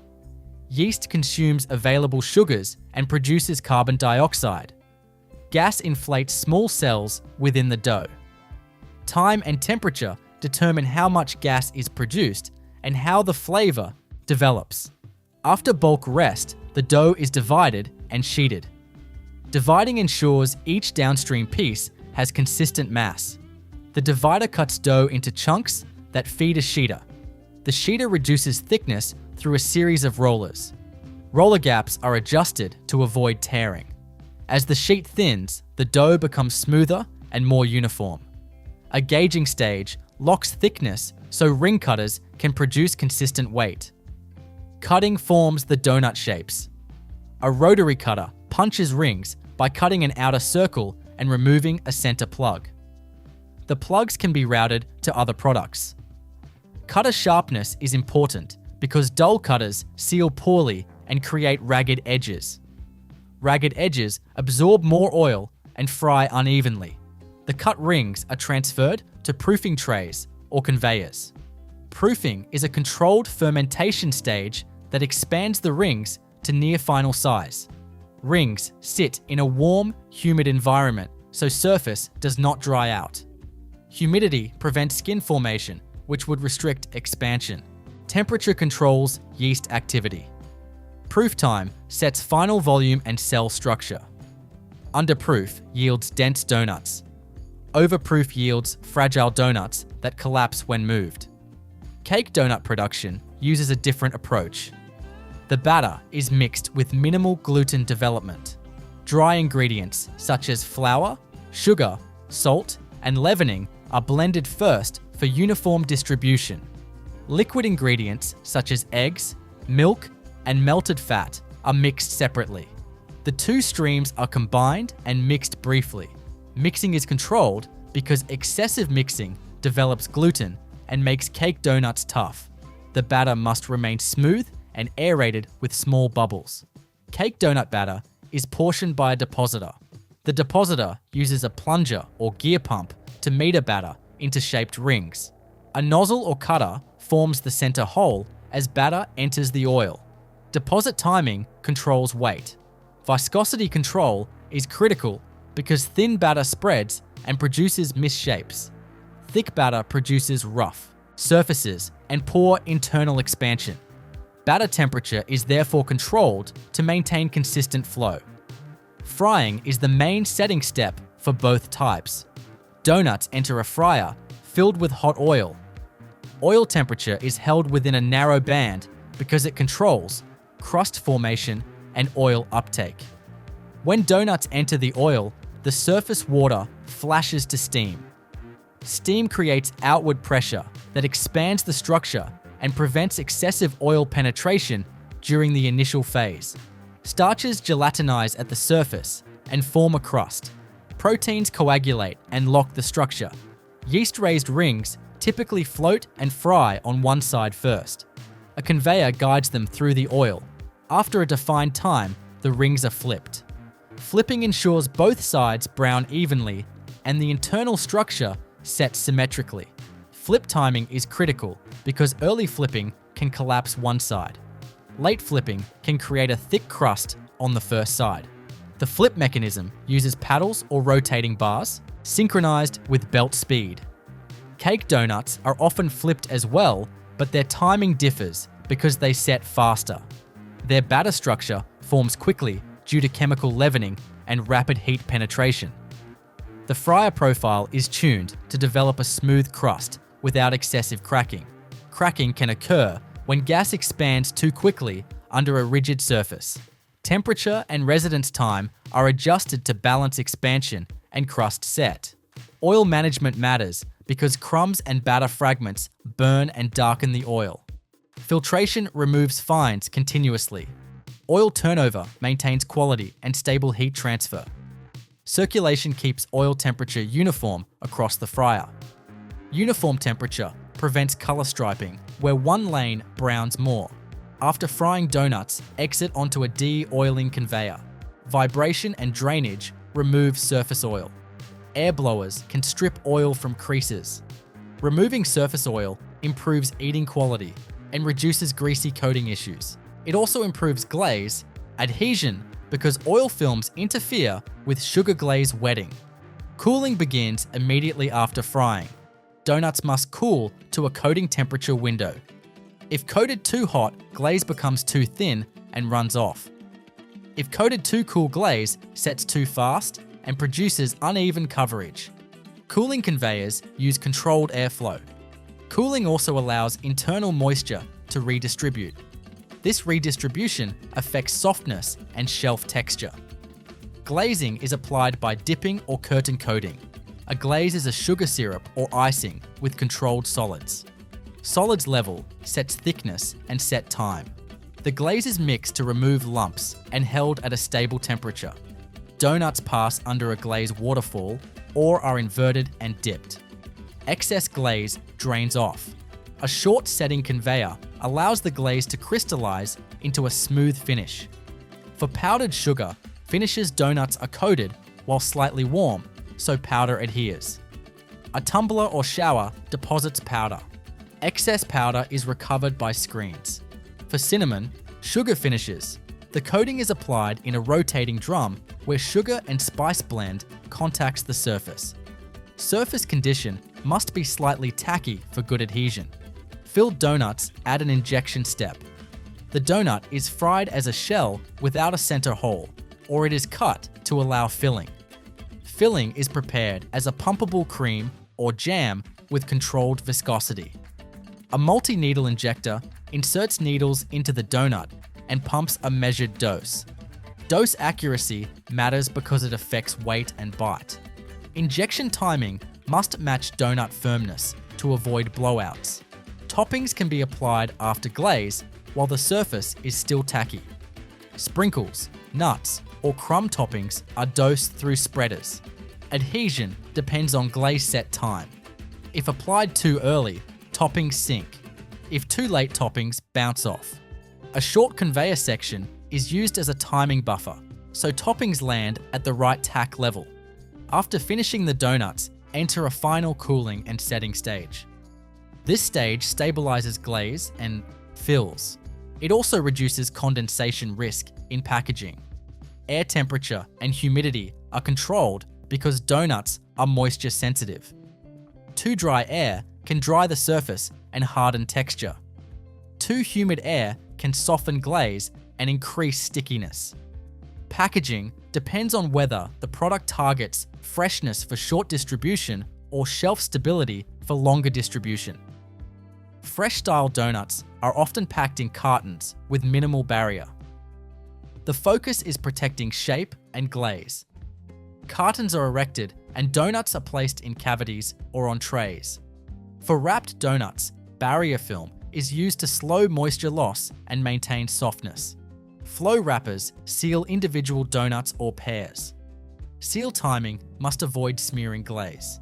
Brownies are manufactured by building a high solids batter with controlled aeration, depositing it into trays at uniform depth, baking to a precise moisture endpoint, then cooling and cutting so the interior stays dense while the top stays set and crackled when required. Production starts with ingredient conditioning because brownie texture is sensitive to temperature and particle size. Flour is sieved to remove lumps and to improve even hydration. Cocoa powder is sifted because it compacts and forms clods that create dark pockets. Sugar is screened to control crystal size and reduce dust that can throw off weighing. Fats such as butter or vegetable oil are tempered so they flow predictably. Eggs or liquid egg products are tempered so they emulsify without curdling. Chocolate pieces or chips are stored cool so they hold shape during mixing and do not melt into streaks unless that is the target style. Dry ingredients are often pre-blended to improve distribution and reduce mixer time. Flour, cocoa, salt, and leavening, if used, are mixed gently in a dry blender. Pre-blending prevents localized clumps once liquids are introduced. Many brownie formulas use little or no chemical leavening because the desired crumb is dense. When leavening is used, it is dosed precisely because small changes shift height and chew. The liquid phase is prepared separately because it controls emulsion stability. Fats are melted to a controlled temperature that is warm enough to dissolve sugar partially, yet not so hot that eggs cook on contact. If the formula includes melted chocolate, it is melted and held at a stable temperature. Syrups can be staged to adjust moisture and chew. Flavor additions, such as vanilla, are prepared for later addition to protect aroma. Mixing begins by creating a sugar-fat system. Sugar is combined with melted fat and mixed until the crystals are evenly wetted. Some mixing strategies aim to dissolve part of the sugar to create a glossy top. Partial dissolution influences the classic crackle. The mixture is warmed and mixed enough to reduce graininess, but not so much that it becomes fully dissolved and thin. Eggs are added next, and the addition rate is controlled. Eggs are introduced in portions so they emulsify smoothly into the fat phase. Mixing speed increases during egg addition to create a stable emulsion. This emulsion is the base that holds cocoa particles and flour later. Mixing also incorporates a controlled amount of air. Too much air yields a cackier brownie. Too little air yields a very heavy block. The target is minimal to moderate aeration depending on product style. If the product uses a whipped sugar egg method, the sequence changes. Eggs and sugar are whipped first to incorporate more air and dissolve sugar. Melted fat and chocolate are then folded in. This method yields a lighter structure and a higher crackle top. For dense fudgy brownies, the fat sugar first method is more common because it limits aeration and increases richness. Once the wet base is uniform, the dry premix is added. Dry ingredients enter gradually to avoid lumps. Mixing energy is reduced during flour addition to limit gluten development. Excess gluten makes brownies tough and bread-like. The end point is a smooth, thick batter with no visible flour pockets. Batter viscosity is monitored because it affects deposition and final height. Chocolate chips, nuts, or other inclusions are added at the end. Inclusions are folded in at low speed so they distribute without breaking. Distribution uniformity matters for visual appearance and bite. If inclusions are fragile, such as cookie pieces, they are added last and mixed briefly. If inclusions are heavy, they can settle in the hopper, so the line may use agitation in the depositor feed. Batter temperature is controlled tightly before deposition. Warm batter flows easily and levels in pans but can cause inclusions to sink. Cool batter holds inclusions in suspension but can trap air and create uneven surfaces. The process targets a temperature that supports consistent flow and even leveling. Depositing converts bulk batter into uniform slabs in trays. A depositor uses pistons or pumps to meter a defined mass into each tray. Depositor heads can fill as a continuous ribbon or as multiple streams that merge. The tray moves under the head at a controlled speed so depth becomes uniform. Leveling knives can smooth the surface. Uniform depth is critical because bake time depends on thickness. For sheet production, the batter is deposited onto a moving oven band with side rails. The band carries the batter through the oven as a continuous sheet. Thickness is controlled by a spreading bar and side rail height. This method supports high throughput and consistent cuts. For pan brownies, trays are filled and then conveyed into the oven. Before baking, some products receive top additions. Extra chips or nuts can be sprinkled onto the surface. Application happens immediately after deposit while the surface is still wet. Spreader systems meter toppings evenly across the width. Topping density is controlled because it affects heat transfer and browning. Baking is the setting step that defines final moisture and crumb. Brownies enter a tunnel oven with staged zones. Early heat raises batter temperature and melts remaining fat. Proteins begin to coagulate and the emulsion thickens. Starch in flour begins to gelatinize as water heats. Gas expansion is limited compared with cakes, but some expansion occurs from trapped air and from steam. The surface begins to form a skin. As baking continues, the top sets and can develop the classic crackle. Crackle formation depends on surface sugar concentration and drying rate. As the surface dries, a thin, brittle film forms. Internal expansion and moisture movement then fractures the film into a crackled pattern. Oven humidity and top heat intensity influence this. Too dry too early can create a hard crust that separates. Too moist can prevent crackle and yield a smooth top. The interior sets later than the top. The target endpoint for brownies is often defined by internal temperature and residual moisture, rather than by complete dryness. For fudgy brownies, baking stops while the center still retains significant moisture. For cake-style brownies, baking continues longer to reduce moisture and increase crumb firmness. The oven profile is tuned to reach the desired moisture gradient without burning edges. Edge behavior is a major control point in tray baking. Metal trays conduct heat quickly at edges, which can overbake perimeter zones. Ovens can compensate by controlling airflow and zone temperatures. Some lines use insulated trays or specific tray materials to reduce edge overbake. Uniform thickness and consistent tray loading also reduce variation. After baking, the brownie slab exits the oven and is still soft. Cooling begins immediately to stabilize the structure. Cooling must be staged because rapid cooling can cause cracking and can pull the top away from the interior. Airflow is controlled and often dehumidified to avoid condensation. As the slab cools, fats crystallize and firmness increases. Moisture redistributes from the center toward the edges, which can change perceived fudginess. For some products, a post-bake resting stage is used before cutting. Resting allows the slab to equilibrate and become more cut stable. Cutting too hot causes smearing and ragged edges. Cutting too cold can cause cracking in the top. The process targets a cut temperature window where the slab is firm yet still pliable. Demolding or release happens after initial cooling for tray brownies. The slab can be loosened mechanically or released by inverting the tray. Release aids can be used in trays, but the main process goal is clean release without tearing the bottom. For band-baked sheets, the slab continues on the band into a cooling conveyor and then transfers to cutting. Cutting is done with guillotine blades or rotary knives. The first cut trims edges if edge texture differs from the center. Trim can be collected for rework depending on recipe. The slab then passes through a longitudinal cutter that creates strips. A cross cutter then creates squares. Blade, sharpness, and speed are tuned to slice through inclusions without dragging. Cutting can use ultrasonic blades for clean cuts through sticky interiors.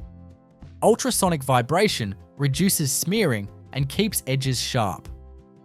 Portion control is verified by weight checks. Dimensional checks ensure consistent size. Vision systems can detect missing toppings or cracked tops. Broken pieces can be diverted. Crumb collection systems reduce loose particles that would contaminate packaging seals. If the product receives icing or drizzle, this step usually occurs after cutting. Icing is prepared as a sugar fat or sugar water system with controlled viscosity. It is applied by enrobing or by stripe depositing. Coatings are then set in a cooling tunnel. Coating application must avoid overheating the brownie because heat can melt the interior and change texture. Packaging is designed around moisture retention and protection of the top surface. Brownies are moisture sensitive and can dry out quickly. Barrier. Films are used to limit water vapor loss. Individual flow wrapping is common because it locks moisture in each piece. Flow wrappers form film around the brownie and seal it. Seal temperature and dwell are controlled, so seals are strong without melting the brownie surface. Muffins are manufactured by building a batter with controlled viscosity and aeration, depositing it into cups at uniform fill weight, baking to set a stable crumb while retaining moisture, then cooling and packaging to preserve softness.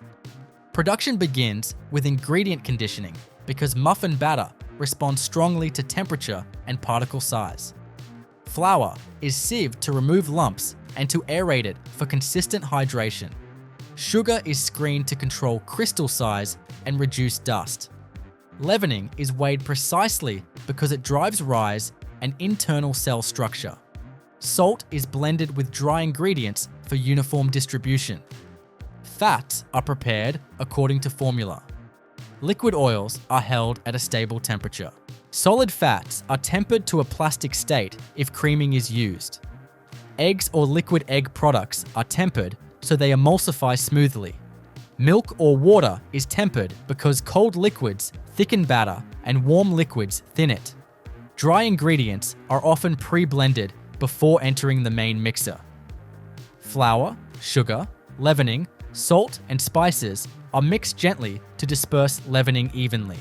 Even dispersion prevents tunnels and uneven rise. Cocoa powder or milk powder are sifted into the dry blend when used.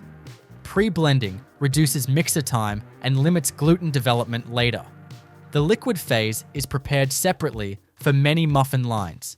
Eggs, milk, water, oil, and flavor extracts are combined in a liquid tank with agitation. This creates a uniform liquid feed so the main mixer sees a stable stream. If the recipe uses melted butter, it is blended into the liquid phase at controlled temperature. If the recipe uses emulsifiers, they are dissolved into the liquid phase so they can stabilize the batter during mixing. Mixing strategy depends on the desired crumb. Many commercial muffins use the muffin method, which limits gluten formation. Dry blend is loaded into the mixer, and the liquid blend is added in a controlled pour. The mixer runs at low speed at first, so dry particles hydrate without throwing flour dust. After initial wetting, the mixer increases speed briefly to remove lumps. Mixing time is kept short because extended mixing develops gluten and produces tough muffins with peaked tops. The target is a batter that is smooth but still short. If a creamed-style muffin is desired, the process begins with creaming fat and sugar. Creaming traps air and creates a lighter crumb. Eggs are added gradually to maintain an emulsion. Dry ingredients and liquids are then alternated into the mixer. This approach yields more aeration but requires tighter control to prevent curdling. Many high-throughput lines prefer the simpler one-stage method because it is more robust. Batter temperature is monitored continuously. Temperature affects viscosity, which affects depositor accuracy and cell structure. Warm batter flows easily and levels in cups, but can allow bubbles to rise and escape. Cold batter is thicker and can trap air pockets that create voids. The line targets a narrow temperature window that supports consistent deposition and rise. Inclusions are added at a defined point in the mix. Blueberries, chocolate chips, nuts, or fruit pieces are folded in at low speed near the end. Folding limits breakage and prevents color bleed from fruit. Inclusions are staged at controlled temperature because warm chips can smear and cold frozen fruit can thicken batter locally. Distribution uniformity is important because each muffin must have a consistent inclusion count and weight. Once mixed, the batter is transferred to a hopper that feeds depositors. Transfer is designed to prevent segregation. Heavy inclusions can settle if the batter sits too long. Hoppers therefore use gentle agitation or recirculation to maintain uniformity. Agitation must be gentle because excessive shear can deflate batter and change rise. The depositor feed lines are designed with smooth bends to avoid trapping inclusions. Depositing places batter into paper cups or directly into trays. Cups are first placed into pans or carriers that support them in the oven. A cup denister separates cups and places them accurately. The depositor then meters batter by piston or by volumetric valve. Fill weight is controlled tightly because weight drives final height and bake time. Depositor nozzles are designed to handle inclusions without clogging. The deposit pattern can be centered or can be slightly offset depending on how the muffin crowns. After deposition, some products receive a top garnish. Sugar crystals, streusel, or extra chips can be applied to the wet surface. Garnish dosing is controlled by vibratory feeders. Timing matters because the batter surface begins to skin if it sits. Garnish is applied quickly so it adheres before baking sets the top. Trays then enter the oven. Muffins are baked in tunnel ovens or rack ovens. Industrial lines often use tunnel ovens for continuous flow. The oven profile is zoned to control rise and crust. Early zones apply strong heat, so gases expand and leavening reacts. Steam forms from batter water and inflates air cells. The batter viscosity rises as proteins begin to coagulate and starch gelatinizes. This sets the cell walls so the muffin holds its expanded shape. Leavening behavior is controlled by temperature ramp. Baking powder releases gas in stages, and baking soda releases gas based on acid availability. The profile must allow gas release before the crumb sets fully. If the crumb sets too early, the muffin is dense. If gas release continues after the crumb sets, the structure can tear and form tunnels. Zone temperatures are therefore tuned to coordinate gas generation and setting. As baking continues, the top forms a crust and the crown develops. The crown forms because the surface sets while the interior continues expanding. The interior pushes upward and creates the dome top. Batter viscosity and fill level influence crown height. A thinner batter spreads and forms a wider crown. A thicker batter forms a taller crown with sharper edges. Moisture management is central to muffin texture. Muffins need a set crumb that still retains moisture. Overbaking drives moisture too low and yields dry muffins. Underbaking leaves a gummy center that collapses during cooling. The bake endpoint is measured by internal temperature and by moisture loss. Oven airflow and humidity also influence moisture loss. Strong airflow dries the surface faster and yields a thicker crust. Lower airflow yields a softer crust. Color development occurs through browning reactions. Sugar and proteins react at the surface as it dries. Oven top heat influences crust color. Too much top heat darkens the crown before the center is set. 2. Little top heat yields pale muffins. Balanced heat gives even color with a soft crust. After baking, muffins exit the oven and enter cooling.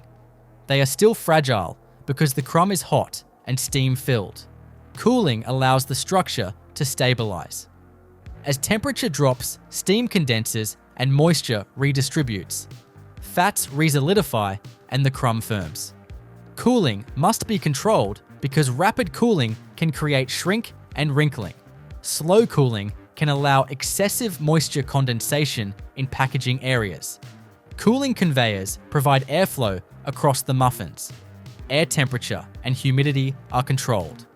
Dehumidified air helps prevent surface stickiness. The goal is to bring muffins to a packaging temperature that avoids condensation inside packs. Muffins that are packed too warm release moisture into the headspace and soften the crust. Muffins that are packed too cool can be brittle and can crack at the crown. French fries begin as raw potatoes that are converted into uniform sticks through washing, peeling, cutting, surface starch control, moisture management, pre-frying, rapid freezing, and final packaging that protects texture. Potatoes arrive with variation in size, solids content, and sugar level. The first processing goal is to standardize what enters the cutting line. Bulk hoppers feed a flume that uses water flow to move potatoes gently while separating stones and heavy debris in a trap section. The stream passes over dewatering screens that remove excess water before. Inspection systems measure size and detect defects by color. Sizing matters because cutters are tuned to a specific potato diameter. An automated grater routes smaller potatoes to thinner cut lines and larger potatoes to standard cut lines. This reduces short pieces and improves yield. Potatoes that are too small or misshapen are diverted to products that do not require long sticks. Washing follows with high turbulence jets and rotating drums. The goal is to remove soil that would dull blades and stain the surface during heating. The wash stages often alternate between immersion and spray, so dirt is loosened, then flushed away. A final rinse uses cleaner water to prevent redeposition of fine silt. Peeling comes next, and it is chosen based on the desired surface and yield. Steam peeling is common for high throughput lines. Potatoes enter a pressure vessel where steam heats the skin rapidly. The pressure is released in a fast vent which causes the skin to separate from the flesh. Rubber disc peelers then rub off loosened skin while minimizing flesh loss. Abrasive peeling can be used when steam conditions are not optimal. Abrasive peelers use rotating carborundum surfaces that physically grind away the peel. After peeling, the potatoes are trimmed. Optical sorters detect remaining skin patches and dark defects. Air jets or mechanical diverters remove defective potatoes from the main stream. Manual style trimming is not the focus here. The key is that defect removal happens before cutting, so defects do not spread into many pieces. The peeled potatoes move into a water-filled surge channel. This surge stabilizes feed rate into the cutters. Consistent feed prevents blade chatter and size variation. The water also reduces surface browning before the next steps. Cutting converts whole potatoes into sticks with a defined cross-section. A water knife cutter is typical for straight fries. Potatoes are aligned and pushed through a grid of sharp blades. The grid spacing defines fry thickness. The cut sticks exit into flowing water that carries them away from the blades. This water stream prevents pieces from sticking together, and it flushes surface starch immediately. Blade condition is a major driver of shape. Sharp blades create clean edges and reduce feathering. Dull blades tear cell walls and create ragged surfaces. Ragged surfaces absorb more oil and shed more fragments later. Cutter systems monitor pressure and vibration to indicate blade wear. Blades are replaced or sharpened on a schedule, so cut quality stays stable. After cutting, the stream is a mix of sticks and small fragments. Screens separate fines and short pieces. The target product stream continues forward. The fine stream can be routed to other products or rework systems. Removing fines early prevents them from burning during frying and prevents dark specks in the final pack. The next objective is surface starch control. Freshly cut potatoes release starch that forms a sticky film. If that film remains, it causes clumping and uneven frying. Sticks enter a series of wash flumes with controlled agitation. The water flow is tuned to remove loose starch without breaking edges. Countercurrent washing can be used so the cleanest water contacts the cleanest sticks near the exit. After washing, the sticks are dewatered. Vibratory shakers and air knives remove surface water. Excess water would cool blanches and fryers. It would also cause oil spatter during frying. Dewatering improves energy efficiency and improves texture control. Blanching is the next major transformation. Sticks enter a hot water blancher, where temperature and time are controlled tightly. Blanching partially gelatinizes surface starch and sets the outer layer. It also leaches out some sugars and adjusts color development potential. This step is critical for preventing excessive browning during frying. Blanching also softens the interior, so final cooking yields a fluffy center. Blanching conditions are chosen based on potato chemistry. Potatoes with higher reducing sugars brown faster in oil. For those lots, blanching can be longer or warmer to pull more sugars out. For low sugar lots, blanching can be lighter to preserve flavor and yield. Inline color prediction models can adjust blancher set points when raw material shifts. Some lines include a second blanch or a dip treatment. A dip can include dextrose for controlled browning when potatoes are too pale. A dip can include sodium acid pyrophosphate to limit gray discoloration and stabilize color. These additions are process tools that tune appearance. They are applied in controlled concentration and then drained. After blanching, the sticks are cooled or rinsed briefly. Cooling stops cooking and removes surface solubles. Rinsing also removes residual dip solution when used. The sticks are then dewatered again because the next step relies on controlled moisture. Drying is often used before frying. Drying reduces surface moisture so the fries form a crust faster in oil. Drying also reduces oil breakdown because less water enters the fryer. Dryers use hot air moving across a vibrating bed or a conveyor. Air temperature and velocity are tuned so the surface dries without hardening the interior. The target is a specific weight loss that correlates with final crispness. Now the product enters pre-frying. Pre-frying is a short, high-temperature oil cook that forms the initial crust and sets the structure. The sticks pass through a continuous fryer on a mesh belt. Oil temperature is maintained within tight limits. Residence time is controlled by belt speed and by product bed depth. Too long a fry makes the crust too thick and the interior too dry. Too short a fry yields weak structure that collapses during freezing. During pre-frying, water flashes from the surface and creates a porous crust. Steam pressure moves outward and leaves behind channels. These channels later contribute to crispness after final cooking. Oil enters the crust as water leaves. The balance between moisture loss and oil uptake is controlled by temperature and time. A well-tuned pre-fry produces a crust that is strong but not greasy. Oil management is part of process stability because degraded oil changes heat, transfer, and flavor. Filtration systems remove crumbs that would burn and darken the oil.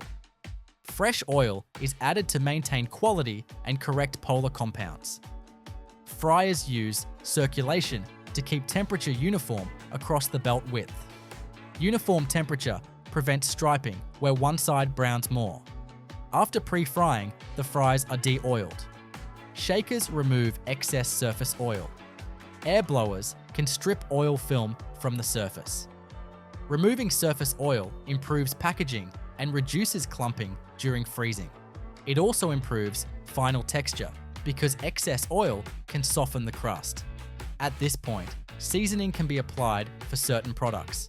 Fine salt or specialty powders are dosed in a tumbler while fries are still warm. Warm surfaces help adhesion.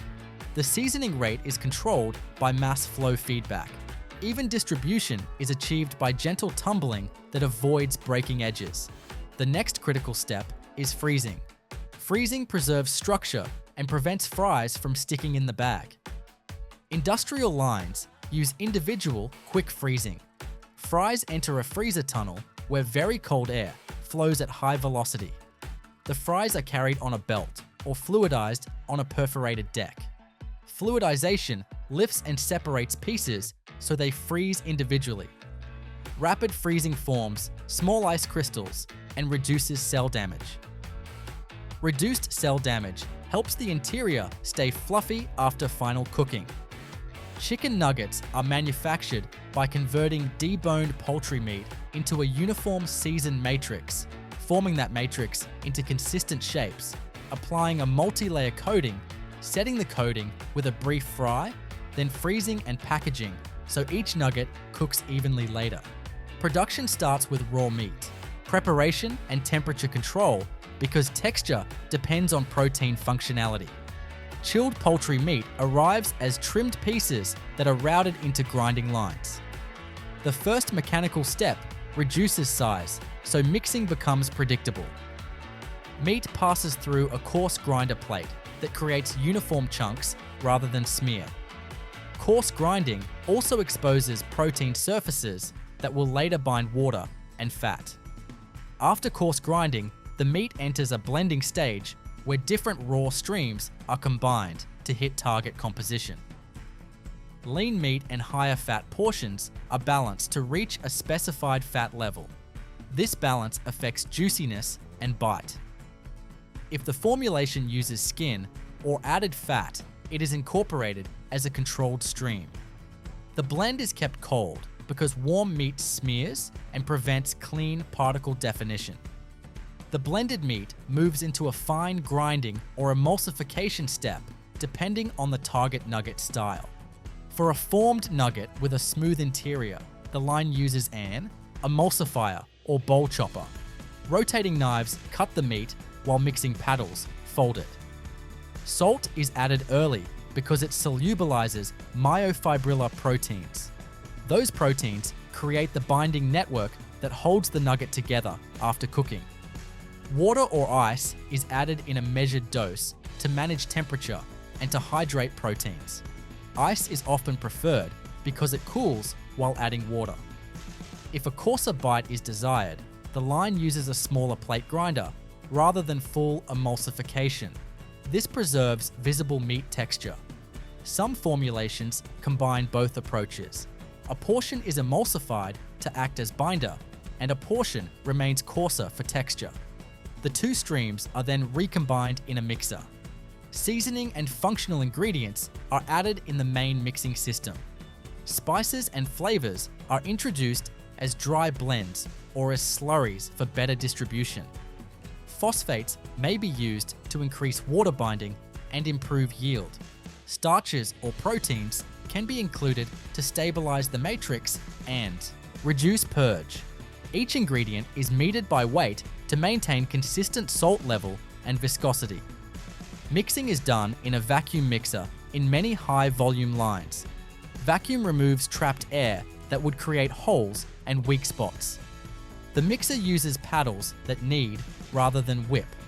Kneading develops a cohesive paste without overworking. Overworking can make the final bite rubbery. The end point is judged by paste appearance and by torque and by temperature. Once the meat batter reaches specification, it is transferred to forming.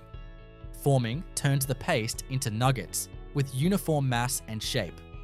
A common method uses a forming drum with shaped cavities. The paste is pumped into the drum under pressure. Cavities fill, and then a stripper plate releases formed pieces onto a conveyor. A second method uses a die and cutter system that extrudes a sheet and stamps shapes. Both methods aim for tight weight control because cooking and packaging rely on consistent mass. Forming pressure and paste, viscosity are adjusted together. If viscosity is too low, the pieces slump and lose definition. If viscosity is too high, cavities do not fill and voids appear. Temperature is again a key variable. Colder paste holds shape better but becomes harder to pump. Warmer paste pumps easily but can smear and soften. The line holds a narrow temperature window that supports both pumping and definition. Formed pieces move immediately into a coating system. Coating is usually multi-layer because it needs both adhesion and texture. The first layer is pre-dust. Pre-dust is a dry flour or starch blend that coats the wet surface and creates a dry interface. This layer improves batter pickup and reduces bare spots. Pre-dust is applied in a curtain or a tumbler where pieces roll through powder. Excess pre-dust is shaken off so the layer remains thin. After pre-dust, the nuggets enter batter. Batter is a liquid suspension that contains flour and starch and leavening and seasonings. The batter tank uses agitation to keep solids suspended. Viscosity is controlled by water ratio and by temperature. Too thin a batter yields weak coverage. Too thick a batter creates heavy ridges and poor bite. Batter is applied by submersion or by waterfall curtain. Submersion ensures complete coverage. A blow-off or air knife can remove excess batter and set a uniform thickness. Next comes the outer breading. Breading can be fine crumbs for a smooth surface or coarse crumbs for a crunchy profile. Pieces pass through a bed of crumbs while top conveyors press crumbs into the batter. This is called a compression pass and it improves adhesion. Breading pickup is monitored because it affects final weight and texture. Crumb flow is maintained by vibration and recirculation. Broken crumbs and fines are screened out because they create dusty surfaces. Some nugget lines use a double batter and breading system. In that case, the pieces receive a first batter and a first crumb, then a second batter, then a final crumb. This builds a thicker crust that stays crisp longer. Each stage must be controlled so the coating does not become too heavy. Excessive coating can crack during frying and create blowouts. After coating, the surface must be set so it does not fall off during handling. Setting is done with a short fry. The nuggets enter a continuous fryer where hot oil rapidly gels the batter and fixes the crumb. This fry is not intended to fully cook the interior in many processes.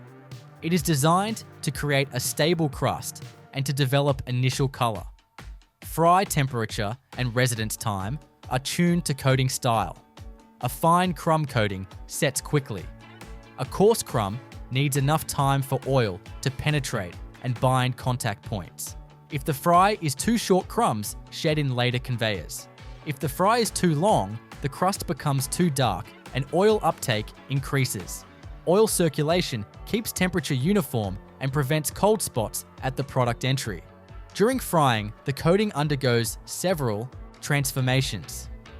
Water flashes as steam and creates pores in the crust. Starches gelatinize and then begin to dry into a rigid network. Proteins in the batter coagulate and lock the structure. The crumb absorbs a small amount of oil that later contributes to crispness. The surface color begins to form through browning reactions. After frying, excess oil is removed. The nuggets pass over vibrating de-oiling conveyors. Air blowers strip surface oil from crevices. Removing surface oil reduces clumping during freezing. It also reduces fat variability across pieces. The goal is a stable, predictable oil pickup level. Depending on product design, The nuggets may then pass through an oven step. An oven can set the interior further without adding more oil. It can also reach a target lethality endpoint before freezing. Ovens use hot air impingement to heat quickly. Heat transfer is controlled so the coating does not overbrown. This step is used when the product must be fully cooked before packaging. Whether cooked by fryer alone or by fryer plus oven, the nuggets are then cooled briefly before freezing. Cooling reduces surface heat load on the freezer. It also reduces moisture condensation. Cooling is done with high airflow at controlled temperature. The nuggets then enter an individual quick freezer. In the freezer, cold air freezes the nuggets rapidly. Rapid freezing preserves juiciness by forming smaller ice crystals. It also locks the coating structure, so crumbs do not soften and fuse. Nuggets travel on a belt through zones of progressively colder air. In some designs, the nuggets are lightly fluidized so they do not stick together. The exit temperature is driven low enough that the core is fully frozen. After freezing, the product is screened and sorted. Screens remove frozen fines and loose crumb. Optical systems can remove misshapen pieces or twins that stuck together before freezing. Metal detection and X-ray inspection can occur after freezing because product flow is stable and consistent. Frozen nuggets then move to weighing and packaging. Multi-head weighers portion exact weights. Chutes are designed to reduce impact because frozen nuggets can chip. Bags are formed and sealed quickly to limit moisture exposure. The packaging film must provide a strong moisture barrier. Moisture barrier prevents freezer burn, which dries the crust and toughens the interior. Sealing is tuned so crumbs do not contaminate the seal area. Fill timing allows product to settle before seal jaws close. Bags are cut and then conveyed to case packing. Cases are packed to prevent excessive compression that could crush coating. Finished cases go to frozen storage, where temperature stability preserves texture. The main technical controls for chicken nuggets are protein extraction during mixing and coating adhesion during breading and set during frying. Protein extraction is controlled by salt level and mixing energy and temperature. This defines how well the nugget holds together. Coating adhesion is controlled by pre-dust coverage and batter viscosity and crumb size. Set is controlled by fry temperature and time. Freezing then protects both the interior network and the crust porosity. Uniformity depends on tight control of piece mass and coating pickup. Piece mass sets thermal behavior during final cooking. Coating pickup sets crust thickness and browning rate. If mass varies, the consumer cook produces mixed doneness. If coating pickup varies, the bag contains some pieces that brown too fast and some too slow. The line therefore continuously monitors weights and adjusts forming pressure and batter viscosity and crumb feed. Twister fries begin at the cutting head because the entire process is built around preserving a continuous spiral that would otherwise snap under its own weight. Potatoes are first selected for geometry and solids. Long oval potatoes are favored because they can produce a longer helix with fewer breaks. High dry matter is targeted because the spiral shape exposes more surface area and therefore loses moisture faster in later steps. Reducing sugar level is controlled because a spiral browns faster than a straight stick at the same fry conditions. The potatoes arrive in bulk and flow into a water flume that moves them while separating heavy debris. A stone trap section uses low velocity zones so stones settle out. The stream then passes through spray washers that strip soil from eyes and creases. A rinse stage follows so fine grit does not travel into peelers and cutters. Dewatering screens lift the potatoes out and present them to the next stage with minimal carryover water. Sizing and grading follow because a spiral cutter must match the potato diameter. Optical systems measure length and diameter and reject misshapen pieces. Size grading also improves cut stability because the cutter settings can stay constant for a given lane. Potatoes that are too small create spirals that are fragile and short. Potatoes that are too large overload the cutting head and increase fracture. Peeling prepares a clean surface so the spiral ribbon has consistent strength. Steam peeling is common for this product because it minimizes flesh loss and keeps the surface smooth. Potatoes enter a pressure vessel where steam heats the skin rapidly. A rapid pressure drop separates the skin from the flesh. Rubber disc peelers then remove loosened peel without digging into the potato. A brief trim step removes remaining peel patches because peel can act as a tear line in the spiral. After peeling the potatoes, move through a chilled buffer flume that stabilizes feed. Consistent feed rate prevents cutter surges. The buffer also keeps exposed potato surfaces wet to limit browning before cutting. The potatoes are then aligned and fed into the spiral cutting system. Spiral cutting uses a rotating blade and a centering mechanism that drives the potato forward while turning it. The potato is skewered or held between opposing grips so it rotates around a defined axis. A continuous blade slices into the surface and advances along the potato length at a fixed pitch. Pitch is the axial distance per rotation, and it defines the tightness of the spiral. A tighter pitch yields more turns and a denser appearance. A looser pitch yields wider gaps and a more open helix. Many twister formats also use a cross-section cutter combined with the spiral motion. As the potato advances, the system forms a ribbon with a defined thickness and width. Thickness control is critical because thin ribbons break during handling. Thick ribbons lose crispness and cook unevenly.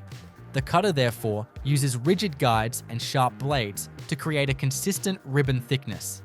As the spiral ribbon exits the cutting head, it is fragile and saturated with surface starch. It is immediately supported by water flow or a soft belt so it does not stretch. Water transport serves two purposes. It supports the helix mechanically and it begins washing away loose starch. Loose starch creates stickiness that can cause coils to fuse. The spiral stream passes through a separation section that removes end pieces and fragments. Broken spirals become shorter curls and fines. These are screened out because they fry too fast and darken. The main product spirals continue into a gentle wash system. The wash is tuned to reduce surface starch without tearing the ribbon edges. Countercurrent flow can be used so the cleanest water contacts the cleanest spirals at the exit. Dewatering follows, and it is more delicate than for straight fries. A standard shaker can snap spirals if vibration amplitude is high. Twister lines therefore use low amplitude, vibrating, dewatering, or belt drainage with air knives. The aim is to remove free water while keeping the helix intact and separated.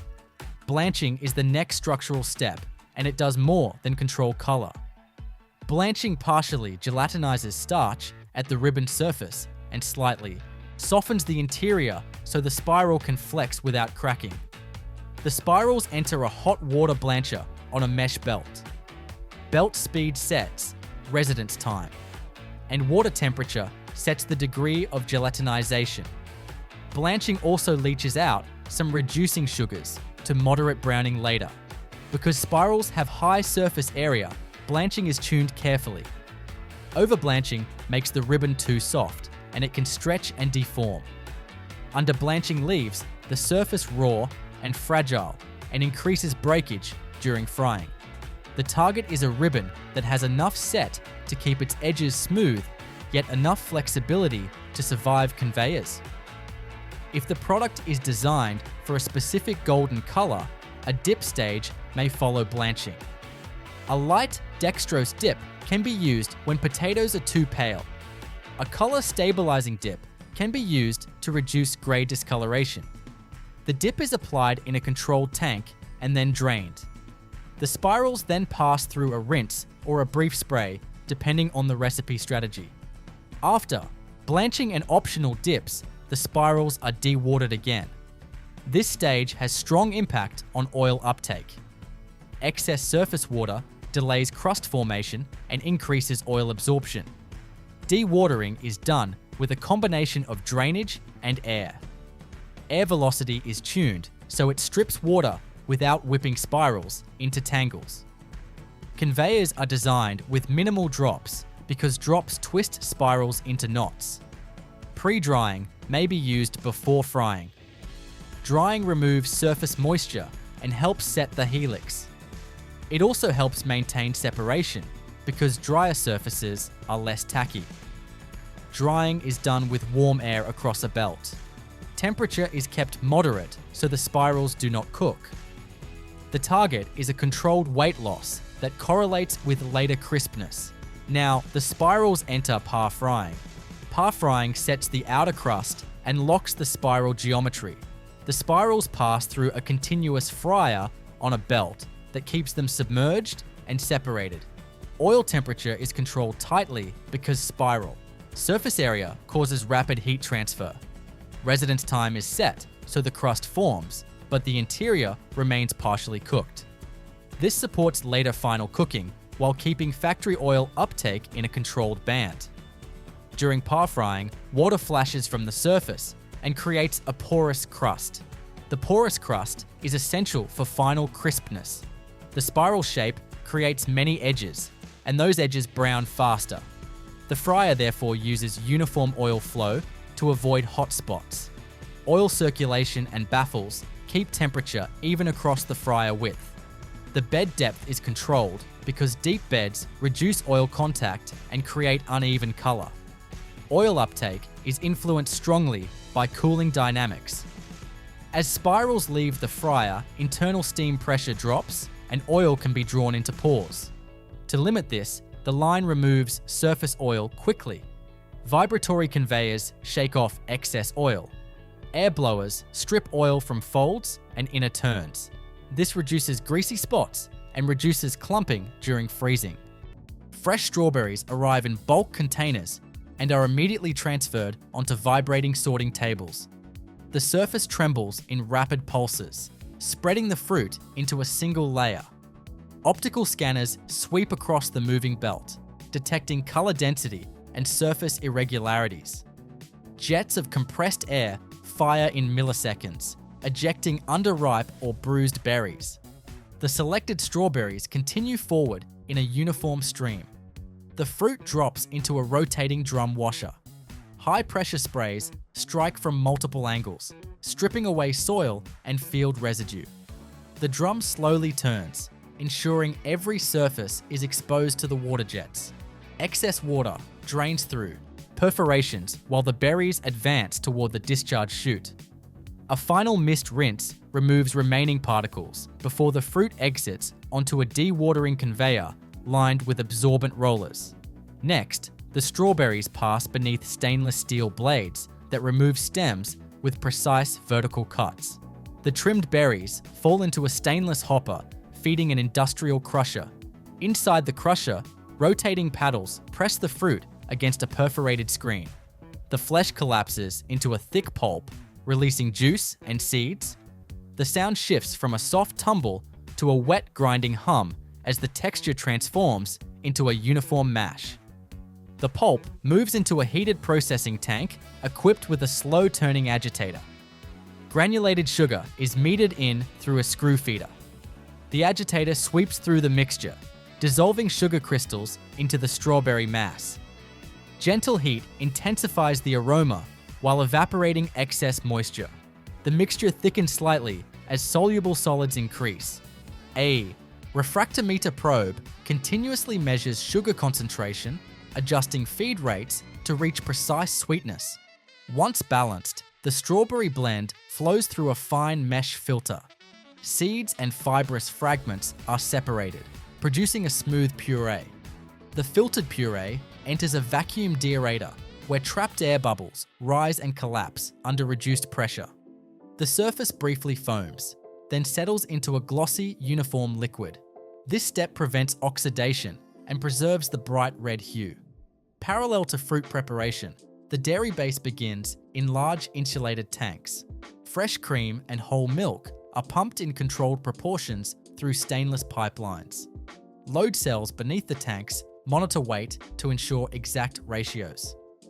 Liquid sugar syrup joins the blend through automated valves, eliminating undissolved crystals. The mixture swirls under high-speed agitators, forming a homogeneous liquid. Milk solids and stabilizers are introduced through a powder induction system. Fine. Powders are drawn into the vortex created by the spinning mixer, preventing clumping. The stabilizers hydrate gradually, thickening the base and improving body. The sound of the mixer deepens as viscosity increases. Temperature sensors regulate the mixture to maintain optimal hydration conditions. The blended dairy base is pumped into a plate heat exchanger for pasteurization. Thin layers of liquid flow between heated stainless plates.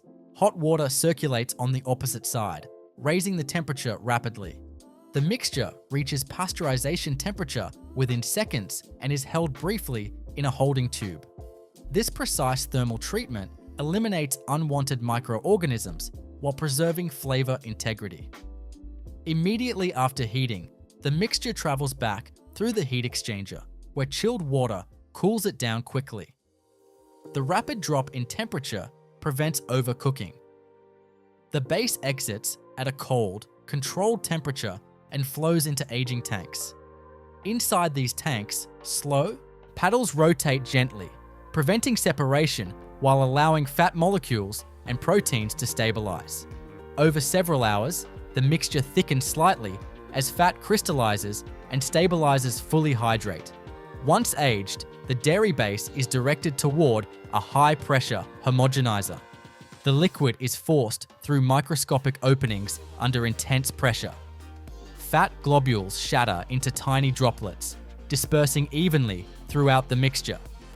The texture becomes smoother and more stable.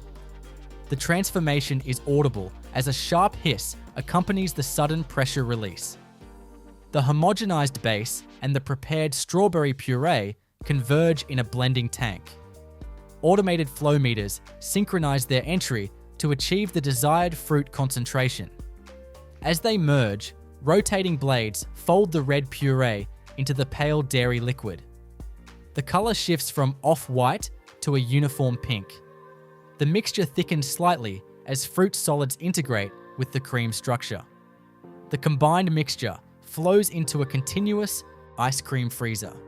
Inside the cylindrical freezing barrel, refrigerant circulates around the outer shell, drawing heat away rapidly. A dasher spins within the barrel, scraping frozen layers from the inner wall. The scraping action prevents large ice crystals from forming. Simultaneously, controlled air is injected into the mixture. Tiny air bubbles disperse evenly, increasing volume and creating a light texture.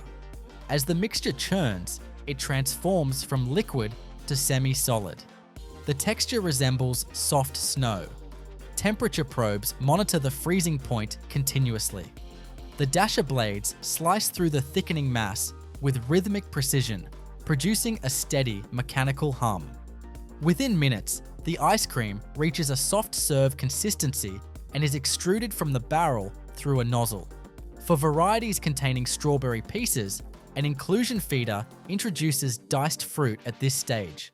The small cubes drop into the flowing stream and are folded gently by a low-speed auger.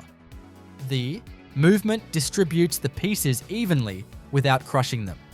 Bright fragments remain suspended in the creamy matrix. The semi-frozen ice cream moves through insulated pipes into filling machines. Containers travel along a conveyor beneath multi-nozzle fillers. Each nozzle descends and releases a measured volume. The soft ice cream spirals into the container, forming layered folds. Vibrating plates beneath the conveyor remove trapped air pockets and level the surface. Lids are placed automatically by a rotary placer. A brief downward press seals each container. Date codes are printed in precise black ink on the lid surface. The filled units advance into a hardening tunnel. Inside, Powerful fans blast air at extremely low temperatures. The air circulates at high velocity, stripping remaining heat from the product. During hardening, ice crystals stabilize into a fine structure. The temperature at the core drops steadily until the entire mass becomes firm.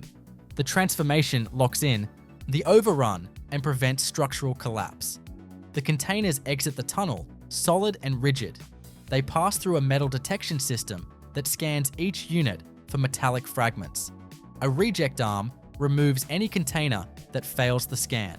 Approved units continue to a cartoning station where multiple containers are grouped and wrapped in printed sleeves. Mechanical arms fold cardboard around the stack with crisp, angular movements. The cartons move onto a palletizing line. Robotic arms lift entire layers and stack them with geometric precision. Each layer aligns perfectly, forming a stable cube. Stretch film wraps tightly around the stacked load, binding it into a single secure mass. Before storage, samples from each batch are tested in a texture analyzer. A probe presses into the frozen ice cream, measuring resistance and consistency. The data confirms proper freezing and air incorporation. Color sensors verify uniform pink tones, ensuring the strawberry dispersion is consistent. Throughout the entire process, stainless steel pipelines connect every stage. Pumps pulse rhythmically, maintaining continuous flow. Valves open and close in timed sequences controlled by automated systems. Digital panels display temperatures, pressures, and flow rates in real time. Each transformation occurs in a precise order, from raw fruit and liquid dairy to aerated frozen structure. The final packaged strawberry ice cream rests in cold storage at stable sub-zero temperatures. Inside each sealed container, microscopic ice crystals, evenly distributed air cells, stabilized fat droplets, dissolved sugars, and concentrated strawberry solids form a balanced matrix. The journey from whole berries and fresh cream to smooth frozen dessert is defined entirely by controlled motion, measured heat exchange, rapid freezing, and exact mechanical coordination. Raw milk is delivered to the processing facility in insulated stainless steel tanks. Upon arrival, the milk is passed through a series of mesh strainers to remove any large particulate matter. It then flows into a balance tank, where load cells continuously measure the volume and ensure accurate downstream processing. The temperature of the milk is monitored by inline thermocouples, confirming it is within a range suitable for further processing. The milk proceeds to a clarification step. High-speed centrifuges spin at thousands of revolutions per minute, using centrifugal force to separate any remaining somatic cells, small debris, or micro-impurities. Clarified milk exits the centrifuge through a continuous discharge system, maintaining a smooth, consistent flow. The removal of these particles ensures uniformity in subsequent heating and fermentation stages. Next, the milk enters a standardization phase. Skim and cream fractions, measured precisely by flow meters, are blended to achieve the desired fat content for Greek yogurt. The mixture passes through automated mixers that homogenize the dairy liquid, dispersing fat droplets uniformly to prevent separation and ensure a smooth, final texture. Homogenization is critical for creating a thick, creamy mouthfeel after fermentation and straining. The standardized milk then undergoes pasteurization. It flows through a plate heat exchanger where thin layers of milk pass between heated stainless steel plates. Hot water or steam circulates on the opposite side, rapidly raising the temperature to a controlled level, typically around 85 to 90 degrees Celsius. The milk is held at this temperature in a holding tube for several seconds to destroy pathogenic bacteria and deactivate enzymes. Pasteurization ensures safety and stabilizes proteins for improved coagulation. Immediately after pasteurization, the milk is cooled rapidly via the same heat exchanger in counterflow, using chilled water or glycol to bring it down to the fermentation temperature. typically around 42 to 45 degrees Celsius. Rapid cooling prevents overcooking the proteins and preserves a neutral flavor. Profile, readying the milk for bacterial culture inoculation. The milk then flows into fermentation tanks. Starter cultures containing specific strains of Lactobacillus bulgaricus and Streptococcus thermophilus are introduced in measured doses.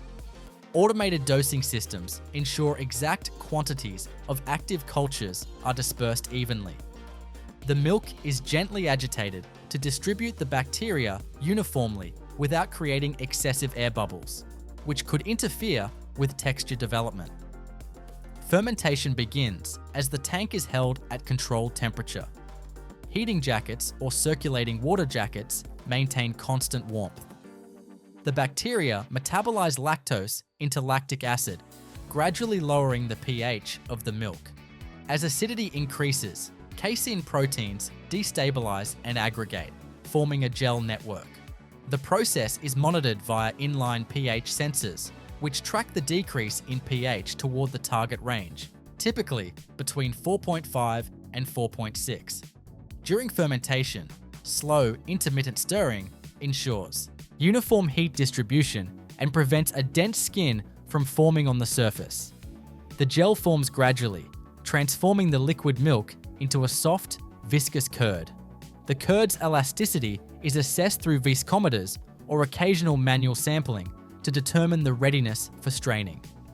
After the curd reaches the desired acidity and consistency, fermentation ceases by cooling. The tanks are chilled using recirculated cold water or brine jackets, rapidly bringing the yogurt to around 4 degrees Celsius. Cooling halts bacterial activity, stabilizes the gel network, and prevents over-acidification. The cooled yogurt now has a creamy, spoonable texture, but is still high in whey content compared to traditional Greek yogurt. The next stage is straining, which is critical to producing Greek yogurt's characteristic thickness. The yogurt is pumped into centrifugal separators or stainless steel sieves equipped with fine mesh filters. Mechanical pressure or centrifugal force separates liquid whey from the solid curd. In some systems, vacuum-assisted filtration accelerates whey removal while maintaining the integrity of the protein matrix. The result is a dense, creamy yogurt with concentrated milk solids. For large-scale production, the strained yogurt may pass through multiple sequential centrifuges or filters to achieve the target consistency.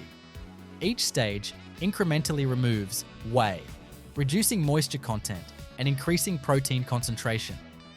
The sound of liquid passing through perforated plates and the gentle hum of centrifugal rotors indicate continuous separation. Monitoring instruments track moisture levels and protein content to ensure consistency batch to batch. After straining, the thickened yogurt may be blended briefly to homogenize texture.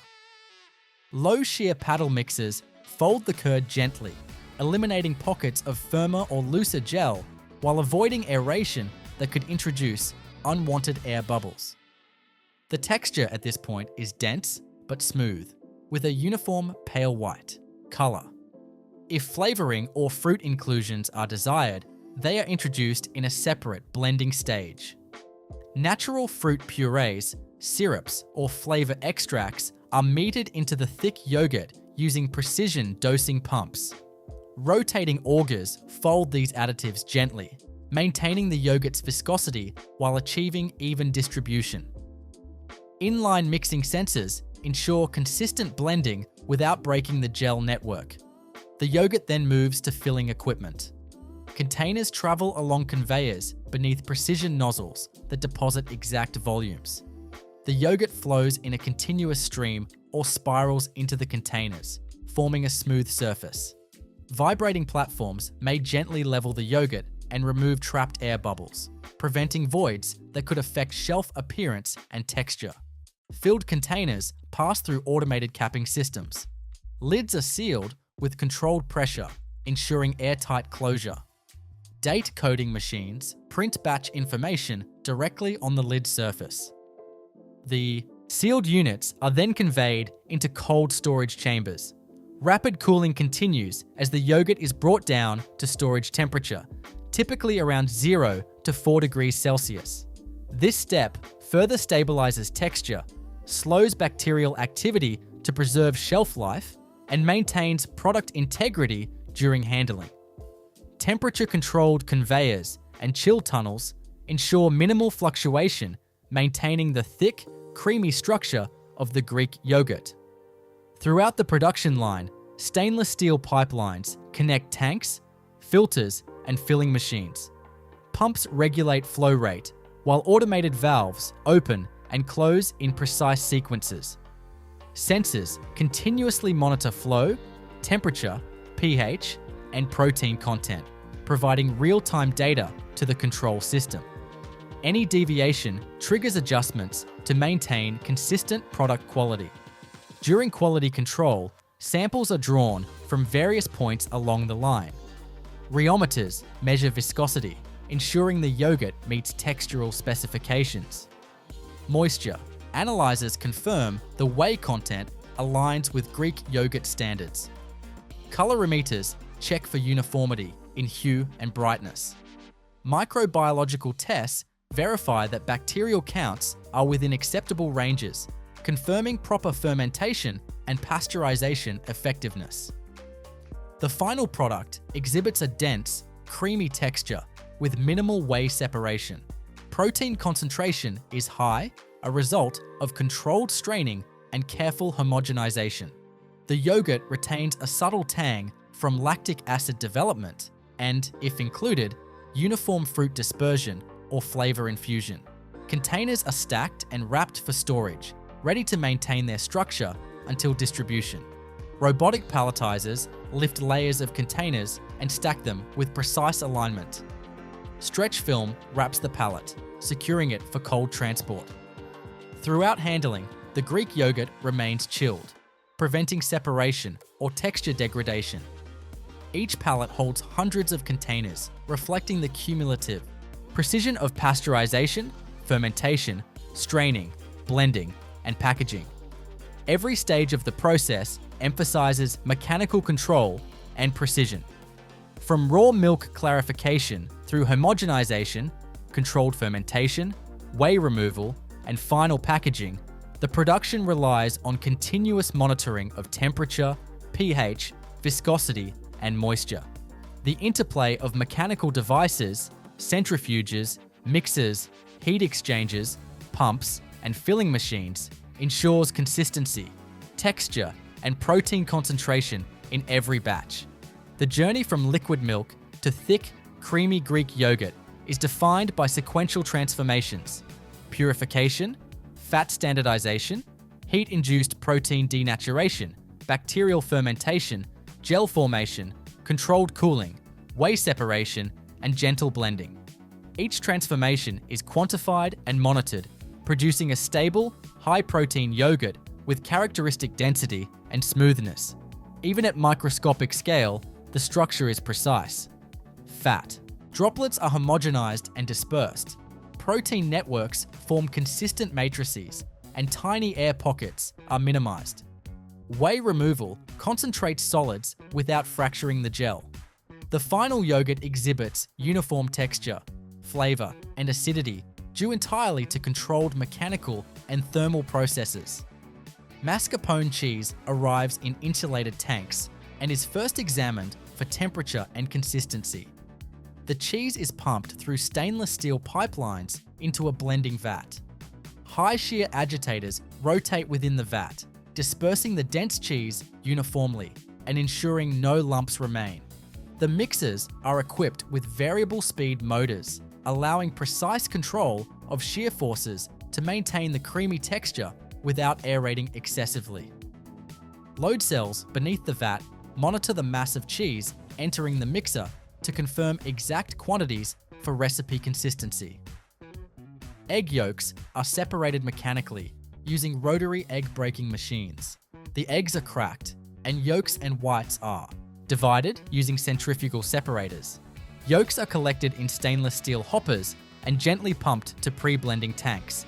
Inline viscometers monitor the viscosity of the yolk stream, ensuring smooth, homogeneous flow before incorporation.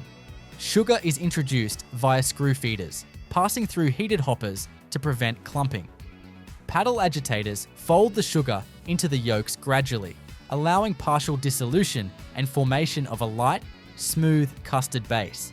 The mascarpone is folded into the yolk-sugar mixture using low-speed planetary mixers. Rotating arms sweep through the mixture, gently folding the dense cheese into the custard without incorporating air.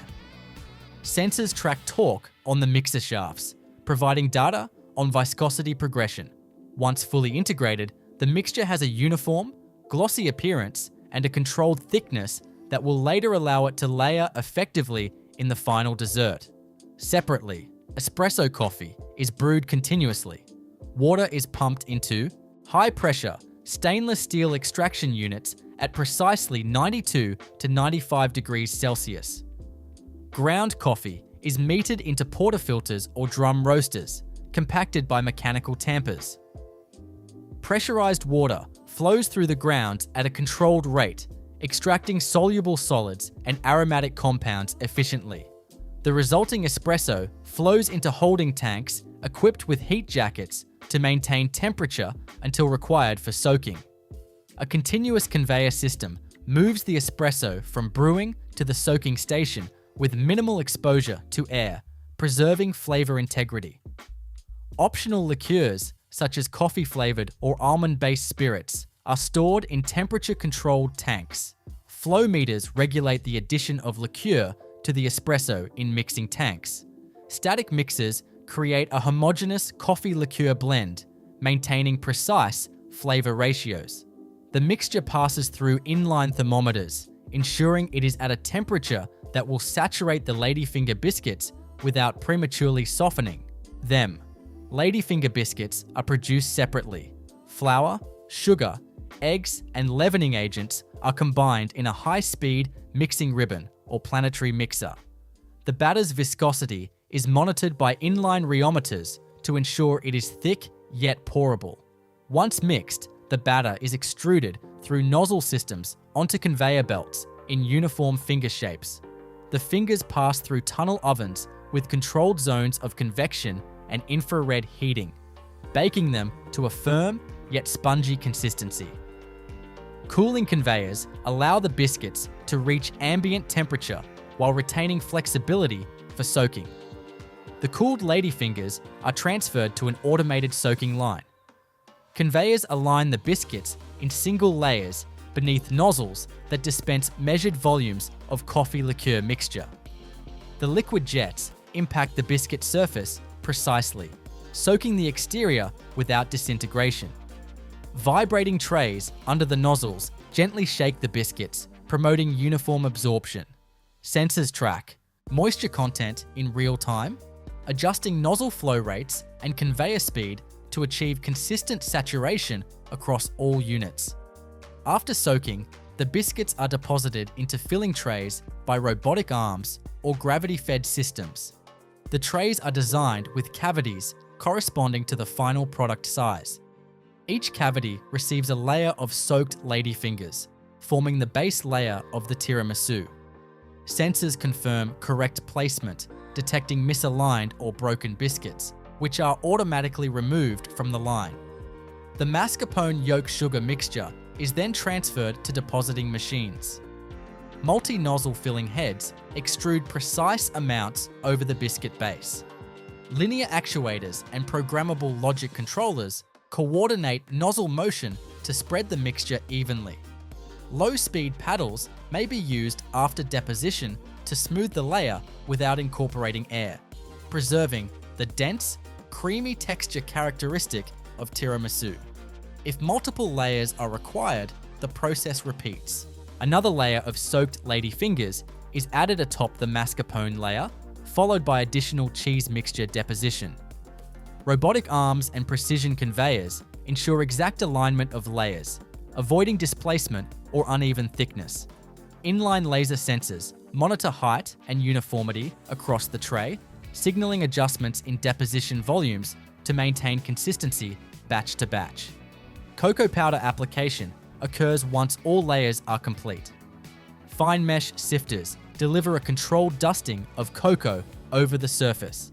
Pneumatic shakers or vibrating plates assist in evenly distributing the powder, preventing clumping or excessive coverage. In large-scale production, automated dispensing heads move across the tray to maintain a uniform layer of cocoa, forming the characteristic top finish of the tiramisu. Color sensors verify the evenness and intensity of the cocoa layer. Completed trays proceed to refrigeration tunnels. Cold air circulates at high velocity, rapidly bringing the product down to approximately 4 degrees Celsius. The cooling process is gradual enough to preserve the gel structure of the mascarpone layer, but fast enough to stabilize moisture in the ladyfingers. Fans and airflow deflectors maintain uniform temperatures across trays, preventing condensation or uneven chilling. During storage and transport, trays remain in temperature-controlled environments. Sensors monitor core temperatures to ensure the mascarpone mixture remains firm without freezing. Refrigerated conveyors maintain orientation and prevent tilting, which could disrupt layered structure. Shock-absorbing supports minimize vibrations, preserving the integrity of delicate layers during handling. Before packaging, automated vision systems inspect each tray. Cameras detect layer uniformity, surface smoothness, and cocoa distribution. Deviations beyond preset tolerances trigger removal or correction of the tray. This ensures that the visual appearance aligns with specifications. Weight sensors confirm that each tray contains the correct mass of ingredients, compensating for minor variations in deposition or biscuit absorption. Once inspection is complete, trays move to sealing stations. Transparent film or lids are applied using mechanical arms with pneumatic actuators. Vacuum or controlled atmosphere sealing may be applied in some systems to extend shelf stability without altering texture. Labeling machines print batch codes, production dates, and other required data on lids or shrink sleeves, using high-resolution thermal printers synchronized with conveyor motion. Finished and packaged tiramisu trays are then conveyed to palletizing robots. Each layer of trays is stacked systematically, maintaining geometric stability. Stretch film is applied in tight spirals around the stack to secure pallets for refrigerated storage. Temperature and humidity sensors within the storage area ensure that the dessert maintains optimal conditions until distribution. Refrigerated transport. Systems continue this temperature-controlled environment, preserving texture, flavor, and visual quality. Throughout production, stainless steel pipelines connect each step: cheese preparation, egg blending, coffee brewing, biscuit soaking, layering, and packaging. Pumps regulate flow, while automated valves control timing and volume precisely. Temperature probes, viscosity meters, pH sensors, and weight scales provide real-time data to the central control system, allowing fine adjustments in process parameters without manual intervention. Each transformation, from raw cheese and eggs to layered cocoa top dessert, relies on precise mechanical and thermal control. Optional flavor modifications, such as chocolate shavings or alternative liqueur blends, are introduced at designated stages using metered dispensers. High-speed augers fold additives into the mascarpone mixture without breaking the gel, ensuring uniform distribution. When applied to the surface, sprinkling systems position toppings precisely without disturbing the layers below. Quality assurance tests occur at multiple stages. Rheometers evaluate the spreadability and firmness of the mascarpone mixture. Moisture analyzers verify that ladyfingers retain enough liquid to be soft but not soggy. Refractometers measure sugar concentration in both the custard and coffee liqueur blend. Visual inspection ensures color consistency, and spot microbiological sampling confirms the effectiveness of pasteurization and safe storage. The final product exhibits precise physical properties: a dense yet creamy mascarpone layer with stable gel structure, a sponge layer of ladyfingers soaked to optimal moisture content, and a fine cocoa powder surface finish. The internal protein and fat matrix supports the structure while retaining a soft, spoonable texture. Each spoonful reflects careful coordination of ingredient ratios, temperature, shear forces, and layer integration. Even at a microscopic level, the structural integrity is controlled. Proteins in the mascarpone form a cohesive network, trapping air minimally. Fat droplets are distributed evenly, and moisture from coffee infusion is absorbed uniformly in the sponge layer. Cocoa particles adhere lightly to the top without penetration, ensuring visual consistency and flavor profile.